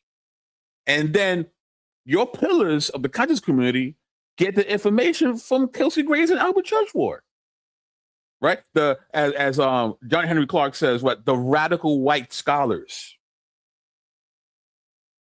And then, you know what I mean? So it's like, but Hercules Axe was all white people. All white people not bad. I guess Dr. Ben ain't think so either. No, not at all. Not at all. And then when we fast forward, we go into the Harlem Renaissance, and we see that these guys are using, Blavatsky. Yep. And Theosophy and New Thought, and they're cobbling together this patchwork theology. So it's a therapeutic mythology that they created so they could feel better about being black. When all you had to do was go to Genesis. All you had to do was go to Genesis. You didn't have to do all that. Yeah, I want to piggyback on that real quick. Sure. So, and I think, when it comes down to it, with the conscious community, with Hebrew Israelism and NOI and all these different types of things, a lot of it is not only just Black empowerment, but it's also answering theodicy. And for those that don't know, it's short version. Short is asking the question: if God is so good, why do these things happen? Or why do bad things happen? Specifically to Black people. Why are all these things happening to us? And yes, let's talk about the evils of white supremacy. Let's talk about the evils of all the things that have been happening with the political climate in the last several years. Shell and I both live in Ohio, and we could talk about Tamir Rice. I live 20 minutes away from the Walmart that John Crawford III was John killed at. Crawford. You know what I'm saying? These kinds of things, all that stuff happened, and the real legit kinds of problems, and not to mention all the things that our forefathers went through here in this country. My family's Jamaican, so all the stuff that we went through, I could, my mom and my grandma and other people could tell us stories about what happened. And the CIA bringing drugs in, after the Cuban Missile Crisis, all kind of nonsense. That you could talk about all this kind of stuff that are not conspiracies, but actual problems that we've seen. Okay, and people have experienced. Now the question is that all of these things do need to be addressed, and all of us have had the experience of experiencing true Christianity and life-changing experiences with Christ, and understand that this is the answer to the question. This is the answer to the problem, not a fake version of Christianity that empowers bad behavior. Like you could talk about people claiming Christ on one hand and then profiteering off of the suffering of other people through any kinds of means. You know what I mean? By hostile takeovers of people's healthcare and finances, the housing crisis and stuff like that. People the scripture said that the best, that the love of money is the root of all evil. And you got all kinds of evil, and you got people that are doing all kinds of stuff for money and power. And all of these things, again, y'all, I can't emphasize it enough. These things are foreign to the concept of Christianity and the things that Christ taught. Period. All right, they don't belong there. I don't care what you put on it; it don't belong in there. And so these things, all going back to the thing on land the plane here, is that all these people are looking for a means to answer this problem. And sometimes, again, we cannot look at lies as the best way to answer problems, real world problems. It needs the truth. Right. And if we're all God's image bearers, then nobody should be taking advantage of other people like that. Nobody should be murdering other people by the color of their skin. Nobody should be treated unfairly when it comes to housing and lending and all these other things that we want to see you be better in this world. None of that stuff should be happening. And I And I would believe that suggest if we all looked at each other, real quick, I'll end here. And if we looked at each other as brothers and sisters in Christ, if we looked at all of us coming in from one blood, God creating everybody on the planet, that we're all image bearers of God, if we looked at that thing truthfully, we wouldn't be doing that to our own brothers and sisters. We wouldn't be doing that to one another.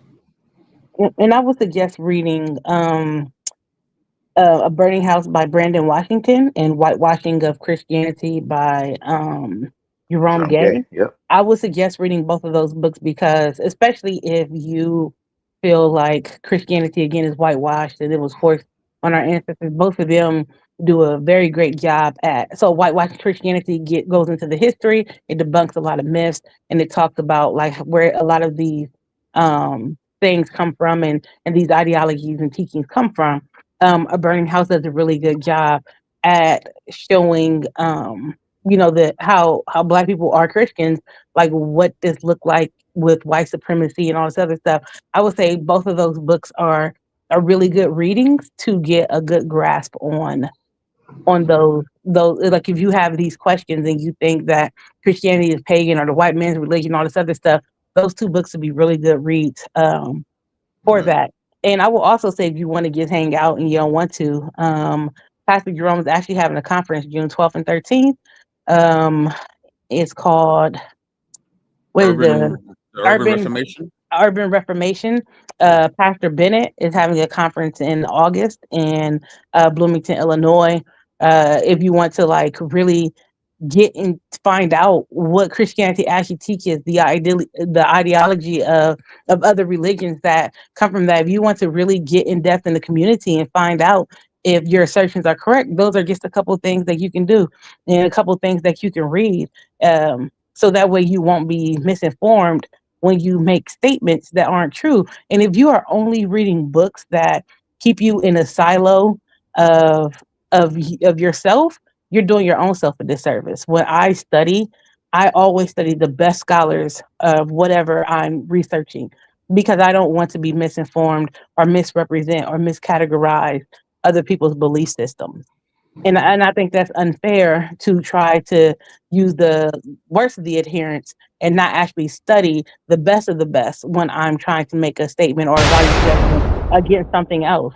And so I would definitely suggest to read those. And again, if you want to read actual Black scholars, um, Pastor Mason has Birth to Over and Apologetic books out. Again, Pastor Jerome Gay has A Church Hurt. And if your anger is from, something that happened in church and that's why you believe that, Church Hurt is a good book to read as well. And again, going to those conferences, I would definitely do that. And I will also tell most people, even the ones who just debate on this channel, to look up what syntopical reading is, because I think it'll help some of y'all on here when you are making arguments, when you're debating, when you are reading to try to make value judgments and statements. I think learning how to do syntopical reading will greatly help you in both of those areas.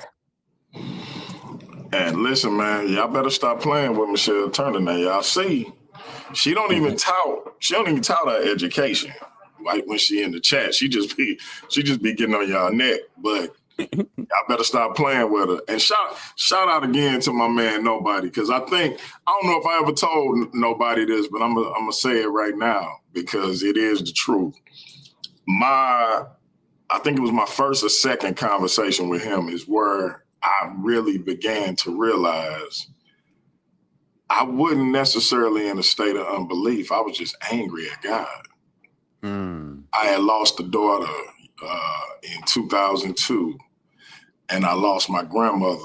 And that kind of, I had been teetering the line, so to speak. And when I lost my grandmother, I hopped off the fence and I just landed on the wrong side. But it was my first or second conversation with him when we started talking about, I hated the book of Job, right? And I was like, what difference do it make if God gave him more kids? He lost his kids. Like I had other kids after I lost my daughter. It didn't make no difference. I still mourned my daughter. And he told me about some situations he had in that same vein, and his faith and his belief, like it almost unnerved me because he was so steadfast. And I was like, his situation was actually, I don't want to compare tragedies, but it was more significant in that not that my grief meant less than his, but what happened to me happened to him twice, and his faith was unshaken. And so I was kind of unnerved by it because it made me have to hold a mirror up to myself. And even now, I think back, I think I told you this, BK, shout out to my man Cannon. I ain't gonna get into right his situation, but steadfast in his faith. And so it just it's like I'm constantly getting examples of not having an excuse no more. Like you had that little run for 7-8 years, but you ain't got no excuse no more. Like you see what it's like to stay the course, and you understand what that take, and you getting examples in young men who even younger than me. I work with a brother, and y'all please pray for Ray Dixon, Ramon Dixon. The brother 37, 38 years old, and he need a heart transplant. And you can't tell him nothing about God. And he facing they gotta find a heart gotta become available. It gotta be a match, and then he gotta get the surgery and go through that process. And you can't tell him nothing about God. So I just salute to all the brothers, a lot of them younger than myself, who God put in my life and helped shine a light on where I was, and help, as it say about the prodigal son, help me come back to myself. So I know we've been on for about 2 hours, man. Y'all didn't grace the brother. If y'all ready to wrap it up, or y'all want to keep rolling? We leave that up to BK. This is his world. We just try not to get fined. Yeah. Yeah, I think we did good. I think we did good. Yeah. Okay. I'm gonna let everybody wrap it up in their own way. I'm gonna keep Don Alfredo last since he made this thing happen. So we'll go ladies first again. I start with Shotty Mills. I hope I said that right.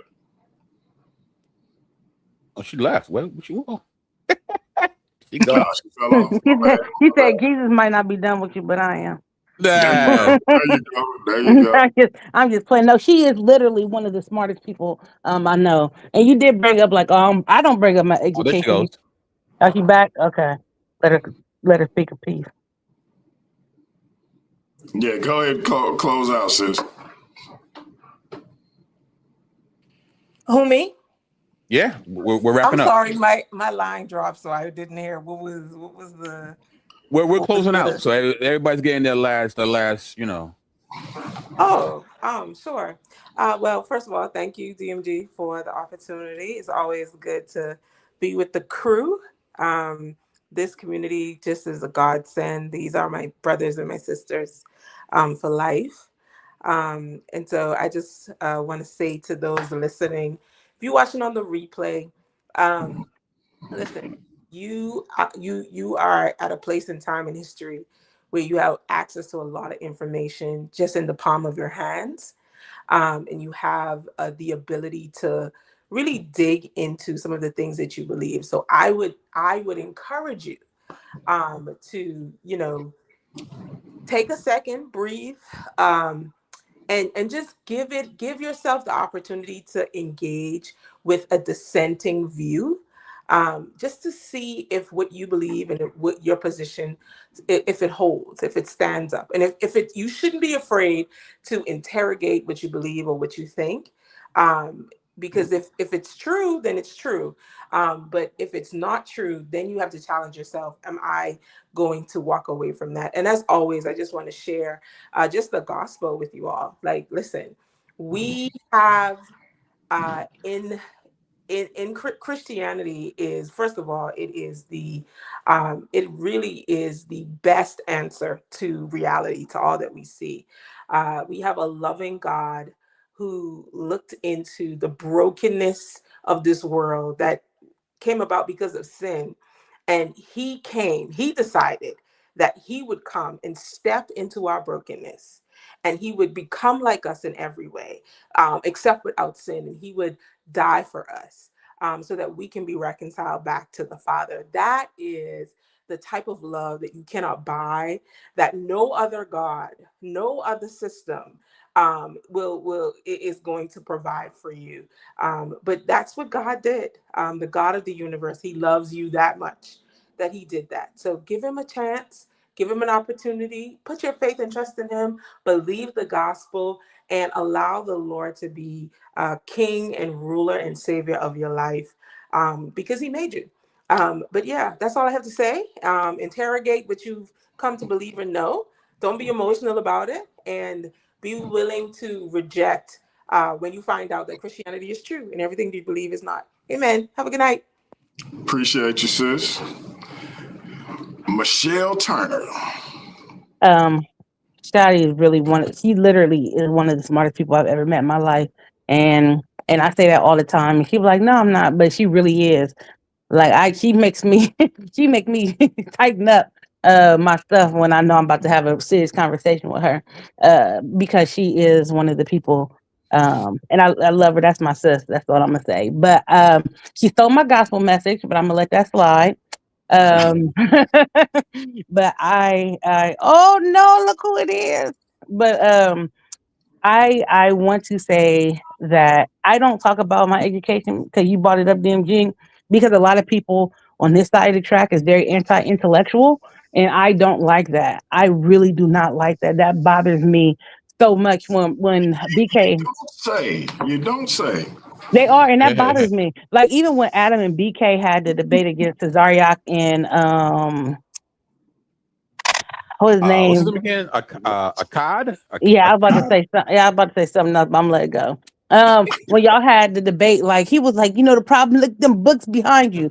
And then like when Uncle Damon and Pastor Jerome had the debate with the dudes the day before, they said the same thing, like, oh, y'all reading. And so it shows me that across the conscious community, it is a lot of anti-intellectualism, and that is not a good thing to have.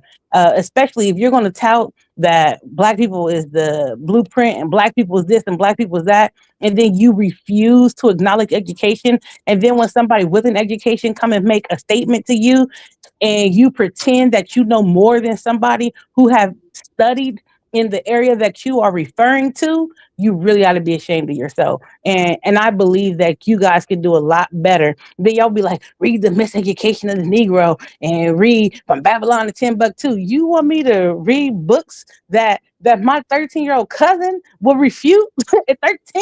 He will refute them? No, thank you. But I really do want you guys to do better when it comes to that. And I think it will hone your debate skills. Your debate skills, because DMG hosts a lot of debates. That's why I'm bringing this up.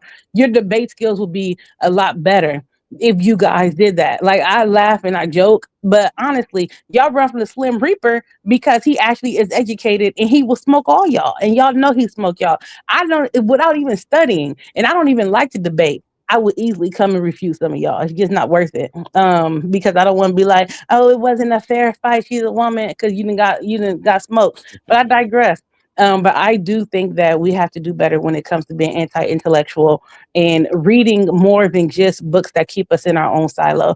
Like Shadi said, read things, learn how to read vertical, learn how to read horizontal, learn to read the best scholars in those fields that you are reading in and studying up on. I think it will expand your mind. It will help you when you are trying to make arguments, when you are trying to debate. It will help you to, even if you don't want to debate and you just want to be able to have a conversation with somebody who don't think like you, you'll be able to have a much more grounded argument than you would be. And it makes you much more interesting when you have conversations with other people and you won't sound stupid. And I really wish that you guys would do that. And plus, a lot of your arguments aren't even tenable and you sound real obtuse. I stole those words from Shawnee. That's how you know she's the smartest person you know. But it really is not a good look. So I implore you to accept Jesus as your Lord and Savior. The identity you're looking for, the community you're looking for, the purpose you're looking for, you will only find it in Him. There it is. And listen, we got a late edition, but a welcome edition. My man, my brother, y'all brother.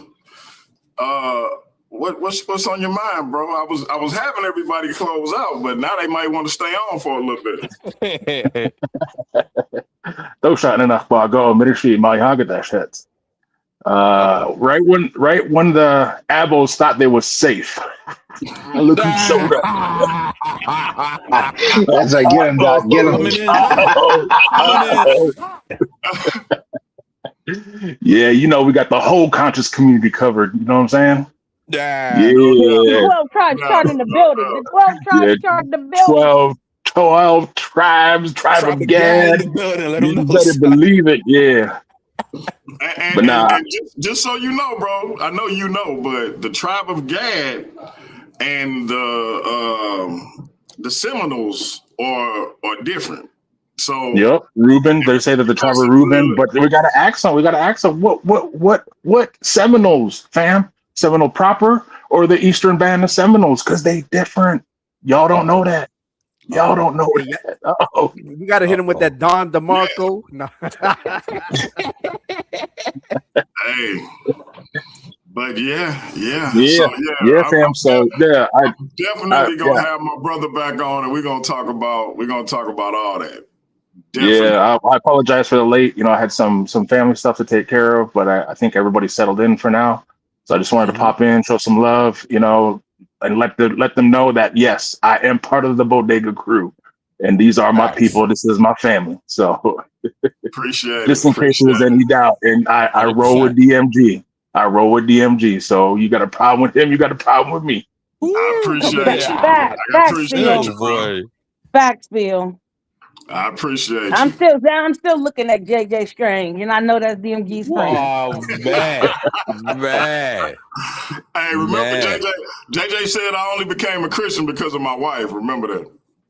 Shout out to my man Mandinka Molly. You still my brother. Still got love Amen, for you. amen to your DMG, wife you then. Amen to your wife. DMG, Shout out to her. That's what I said. That's what I Shout out said. to her.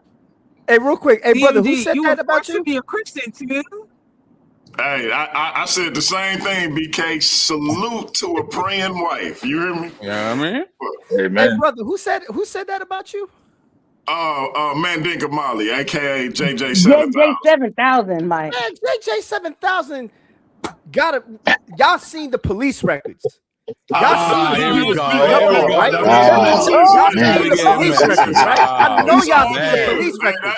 That's my You bro. gotta think That's for my You was bro. doing good. You was Y'all doing That's y'all good. my, getting that's my you bro. gotta think for the That's still my bro. We good. We good. Shout out to That, Mandinka Molly. oh man. Oh man. CMB the You were forced. ambassador. Wait a Oh, minute. good. I'm I sorry. just want to say that DMG has has unquestionable loyalty to. Never mind. Never mind. Be nice. I'll be Yeah, nice. DMG's like the, you know how somebody look crazy and their friend be like, I see you stepping down, all you killing them. That's DMG. No good. Well, they got one tooth and their shoes leaning to the side. Listen, I just try to hold to what I say at the beginning of every show. And so we can disagree without being disrespectfully disagreeable. If you black, I'm with you, etc. So I try to stand on my word until they force me to go another direction. DMG, And we've seen that. DMG, you were forced to be a Christian too. Oh man. Yeah, I know.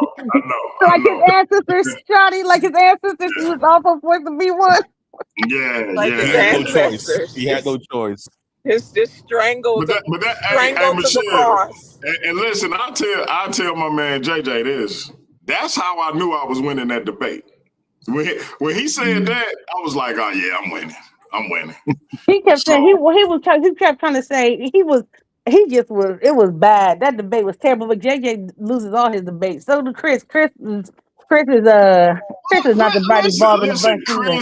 Chris just won the Worldview Wars No, title. Chris didn't win. Chris did not win. I listened to the debate. That man rigmaroled. He rigmaroled and didn't use not one. Then he tried to use the scripture, used them all wrong. I was very disappointed. Turner, let me get to CMB the ambassador before you have people running away from my debate league. CMB the ambassador.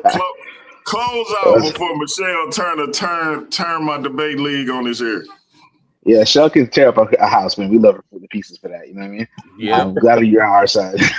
But yeah, man, just shout out to you, brother. Thank you for having us out, man. I really appreciate you, man. I think it's our first real interaction, man. So shout out to you, brother. Appreciate you and for trusting us to come out here to do the thing, bro.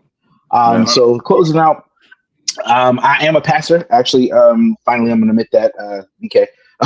But yeah, I'm an associate pastor at a local church in Dayton, Ohio, Faith Life Church. Shout out to my church family. You know what I mean? And we enjoy participating in these kinds of things, and we do it in real life. We ran up on IUIC. They ran IUIC off the block. They haven't been back. God bless them. So this has been a couple years now. So anytime y'all ready, come back. Yeah, but that's that thing, man. We do this in real life, like for real. It's not just for show. And we're not just keyboard warriors. We actually do believe in and are devoted to and love Christ. I really take that, to heart. And y'all, I just want to read this quote real quick, and I'm sure some of us have heard it before, but for those who haven't, please listen. And here's a quote. It says, "I love the pure, peaceable, and impartial Christianity of Christ. I therefore hate the corrupt, slave-holding, women-whipping, cradle-plundering, partial and hypocritical Christianity of this land. Indeed, I can see no reason but the most deceitful one for calling the religion of this land Christianity. I look upon it as the climax of all misnomers, the boldest of all frauds, and the grossest of all libels." End quote. That is Frederick Douglass, Bang, narrative bang. of the life of Frederick Douglass, an American slave, incidents of the life of a slave girl. And if y'all can, again, we've spent much time talking about this over the evening, and really and truly, there is a version of Christianity that not one single person on this panel believes in, Right. and that every single person on this panel is fighting against. Right. That is not biblical Christianity. And I hope and That's pray right. that y'all can understand the difference, that y'all will seek the truth, and that God will reveal himself to you. And we genuinely pray for y'all. We love y'all. And we want you to see y'all safe. Okay. So that's what I got to say about that. And I'll close out with my usual thing. I love y'all with the love of Christ, even if I disagree with you. That is, and hey, that gave me chills when he read that quote, because he drew a line of demarcation right there, and the fact that people just ignore that it drives me up a wall. Like, I don't even know where the argument coming from. Our ancestors drew a line of demarcation between the enslaver and themselves and the abolitionists who helped them gain their freedom. Some of them also becoming abolitionists. It was a clear line of demarcation. So, faithful to God, talk to him. Well, I'm gonna just keep it real simple. Believe in the gospel and you will be saved. And I appreciate every one of my brothers and sisters on this panel, and I appreciate you, of course, my brother DMG, man, for hosting us. And I hope to be back here, sometime soon, man. Maybe do a debate or two. For sure. Holla at Captain 10K. You know I am. He gonna run. I already text him. Like, and I got somebody who I know will debate in Elder Yara. Matter of fact, he'll be on tomorrow going at Captain K. So a little Hebrew on Hebrew violence. And you know what, Yara? I think if it could be a 2 against 1, Yara and Anonymous Hebrew and go against Faithful to God, and Faithful will stump both of them. Oh man, That's facts. Hey, That's facts. Listen, there is no better person to have on your side than Michelle Turner. I remember I said something like, I gotta watch it because my wife might throw a shoe at me. She was in the chat, and I'm gonna be right with her throwing one at you too. Hey, she is the best road dog you could possibly have, man. Okay. I believe it. We get it over here too, fam. You ain't the only one. All the time. BK, Alfredo the Don. The Don. Well, when you think of urban apologists, right, the UA, we have an agenda, right? A lot of times people will say that about us. That is true. What's not true is what they think the agenda is. So let me explain the agenda. The agenda is to help people to become restored to their default settings. And what's that? We mentioned it earlier in the program, Genesis, right? Being a imager of God. The word image in Genesis is the word Salem. Salem means to be a representative figure. That's why Christians didn't need to make idols. We didn't have to create a representative figure. We are the representation of our Creator. That's our vocation and our function. But because of our rebellion, we went into dysfunction. And the overarching meta narrative of the Bible is Yahweh in pursuit of his creation to bring them back to their original settings, which is to be imagers of him. And he used various prophets in various places and times. Eventually, he incarnated himself as Yeshua, and he died so that he can help us reset back to our original settings.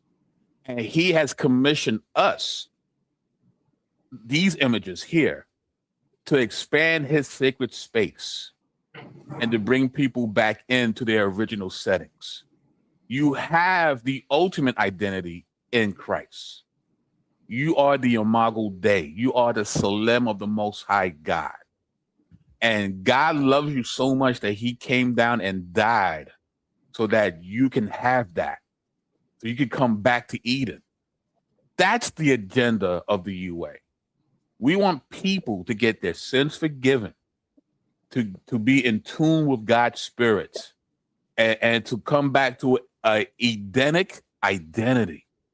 We want you to be our brothers and sisters. We want you to be part of the family. That's what we're doing here. It's not to beat you up. It's not, we're trying to stop the awakening.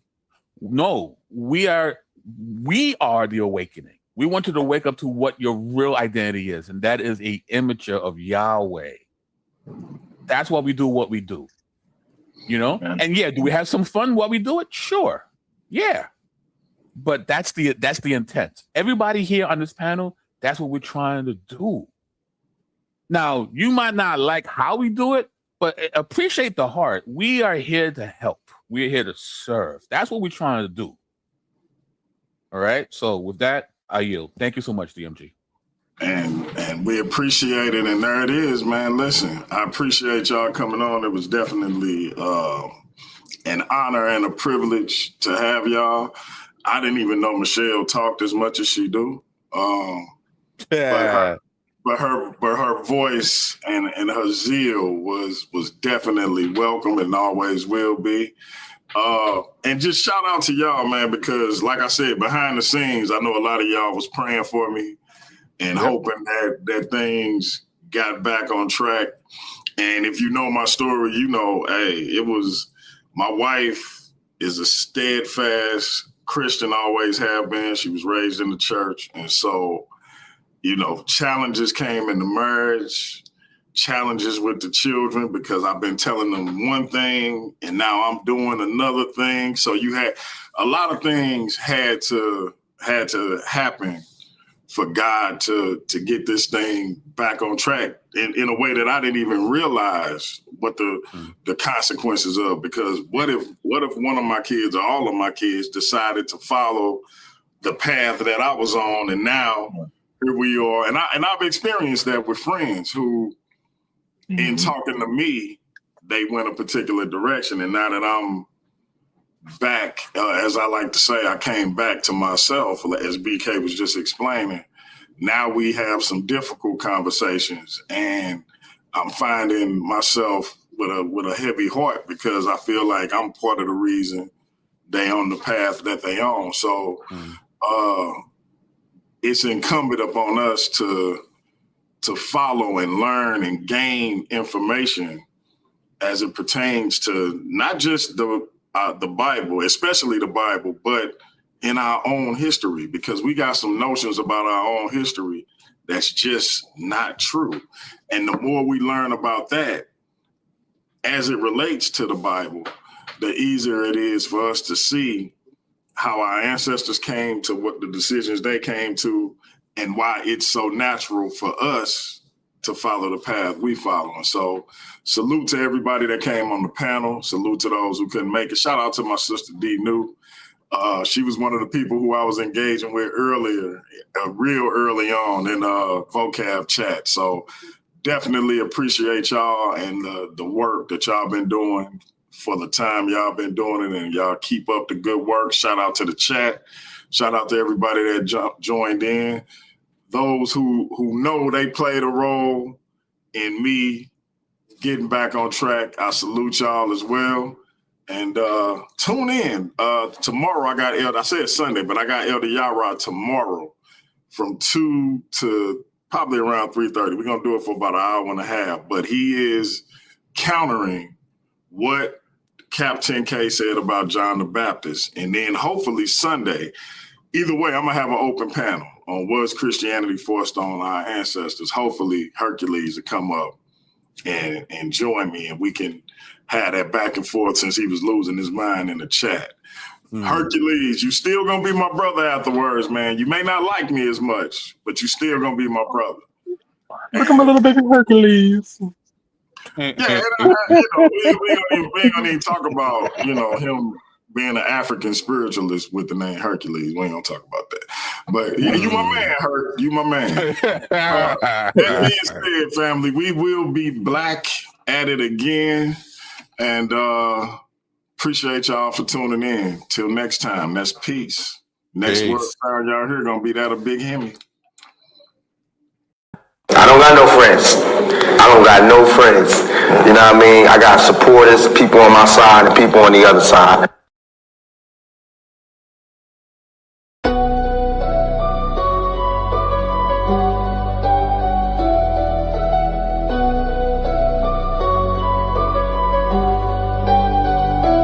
Welcome to the shift where the whole room blows. DMG vibes got the city on go. Stand on what you know, every mind gon' grow. Just you black, I'm with you, let the whole world know. Paradigm like yo, shine just right. Respect your view even if we don't align right. We can disagree and still keep the love tight. DMG family, we elevate the mind right. This that channel that be talking back, energy attack. Iron sharpens iron, watch the whole league react. Competition in the building, better tighten up your facts. We ain't clones, but we still mirror how you crack under impact. Every debater work hard, spot a weak, rap fast. You live wrong, paradigm shift, and break your stance. I'm the judge, the jury, the pen, the contrast. My bars hit always like a quadruple, buying title shift, where the whole room glow. DMG vibes got the city on go. Stand on what you know, every mind gon' grow. If you black, I'm with you, let the whole world know. Paradigm light, yeah, we shine just right. Respect your view, even if we don't all align right. We can disagree and still keep the love tight. DMG family, we elevate the mind right. We invite every mind, long as you stand on yours. Walking with respect, leave with open doors. Channel stay lit, views jumping off some boards. STL bounce, yeah, the spy from the source. Competitors, welcome, step up, don't fold. We don't fit pressure, we refine under low. Thoughts heavy, we press them till the truth gets told. Shift so clean, it feel platinum even when it's gold. Come through correct, bring your logic and your proof. Speak your truth, just don't run from the truth. We debate with grace, that's the paradigm groove. Flow so smooth, even turbulence move. Welcome to the shift where the whole room go. DMG vibes got the city on go. Stand on what you know, every mind gon' grow. If you black, I'm with you, let the whole world know. Paradigm light, yeah, we shine just right. Respect your view, even if we don't align right. We can disagree and still keep the love tight. DMG family, we elevate the mind right. Where the whole go. DMG Bob, got the city on go. Stand on what you know, every mind gon' know. If you black, I'm with you, let the whole world know. Paradigm life, yeah, we shine just right. Respect your view, even if we don't align right. We can disagree and still keep the love tight. DMG family, we elevate the mind right. Welcome to the shift. DMG vibes, got the city on go. Welcome to the shift. Stand on what you know, every mind gon' grow. Welcome to the shift. If you black, I'm with you, if you black, I'm with you. Welcome to the shift. We can disagree and still keep the love tight. Welcome to the shift. DMG family, we elevate the mind right. Welcome to the shift. DMG vibe, got the city on low. Walk with paradigm shift, keep the road forward.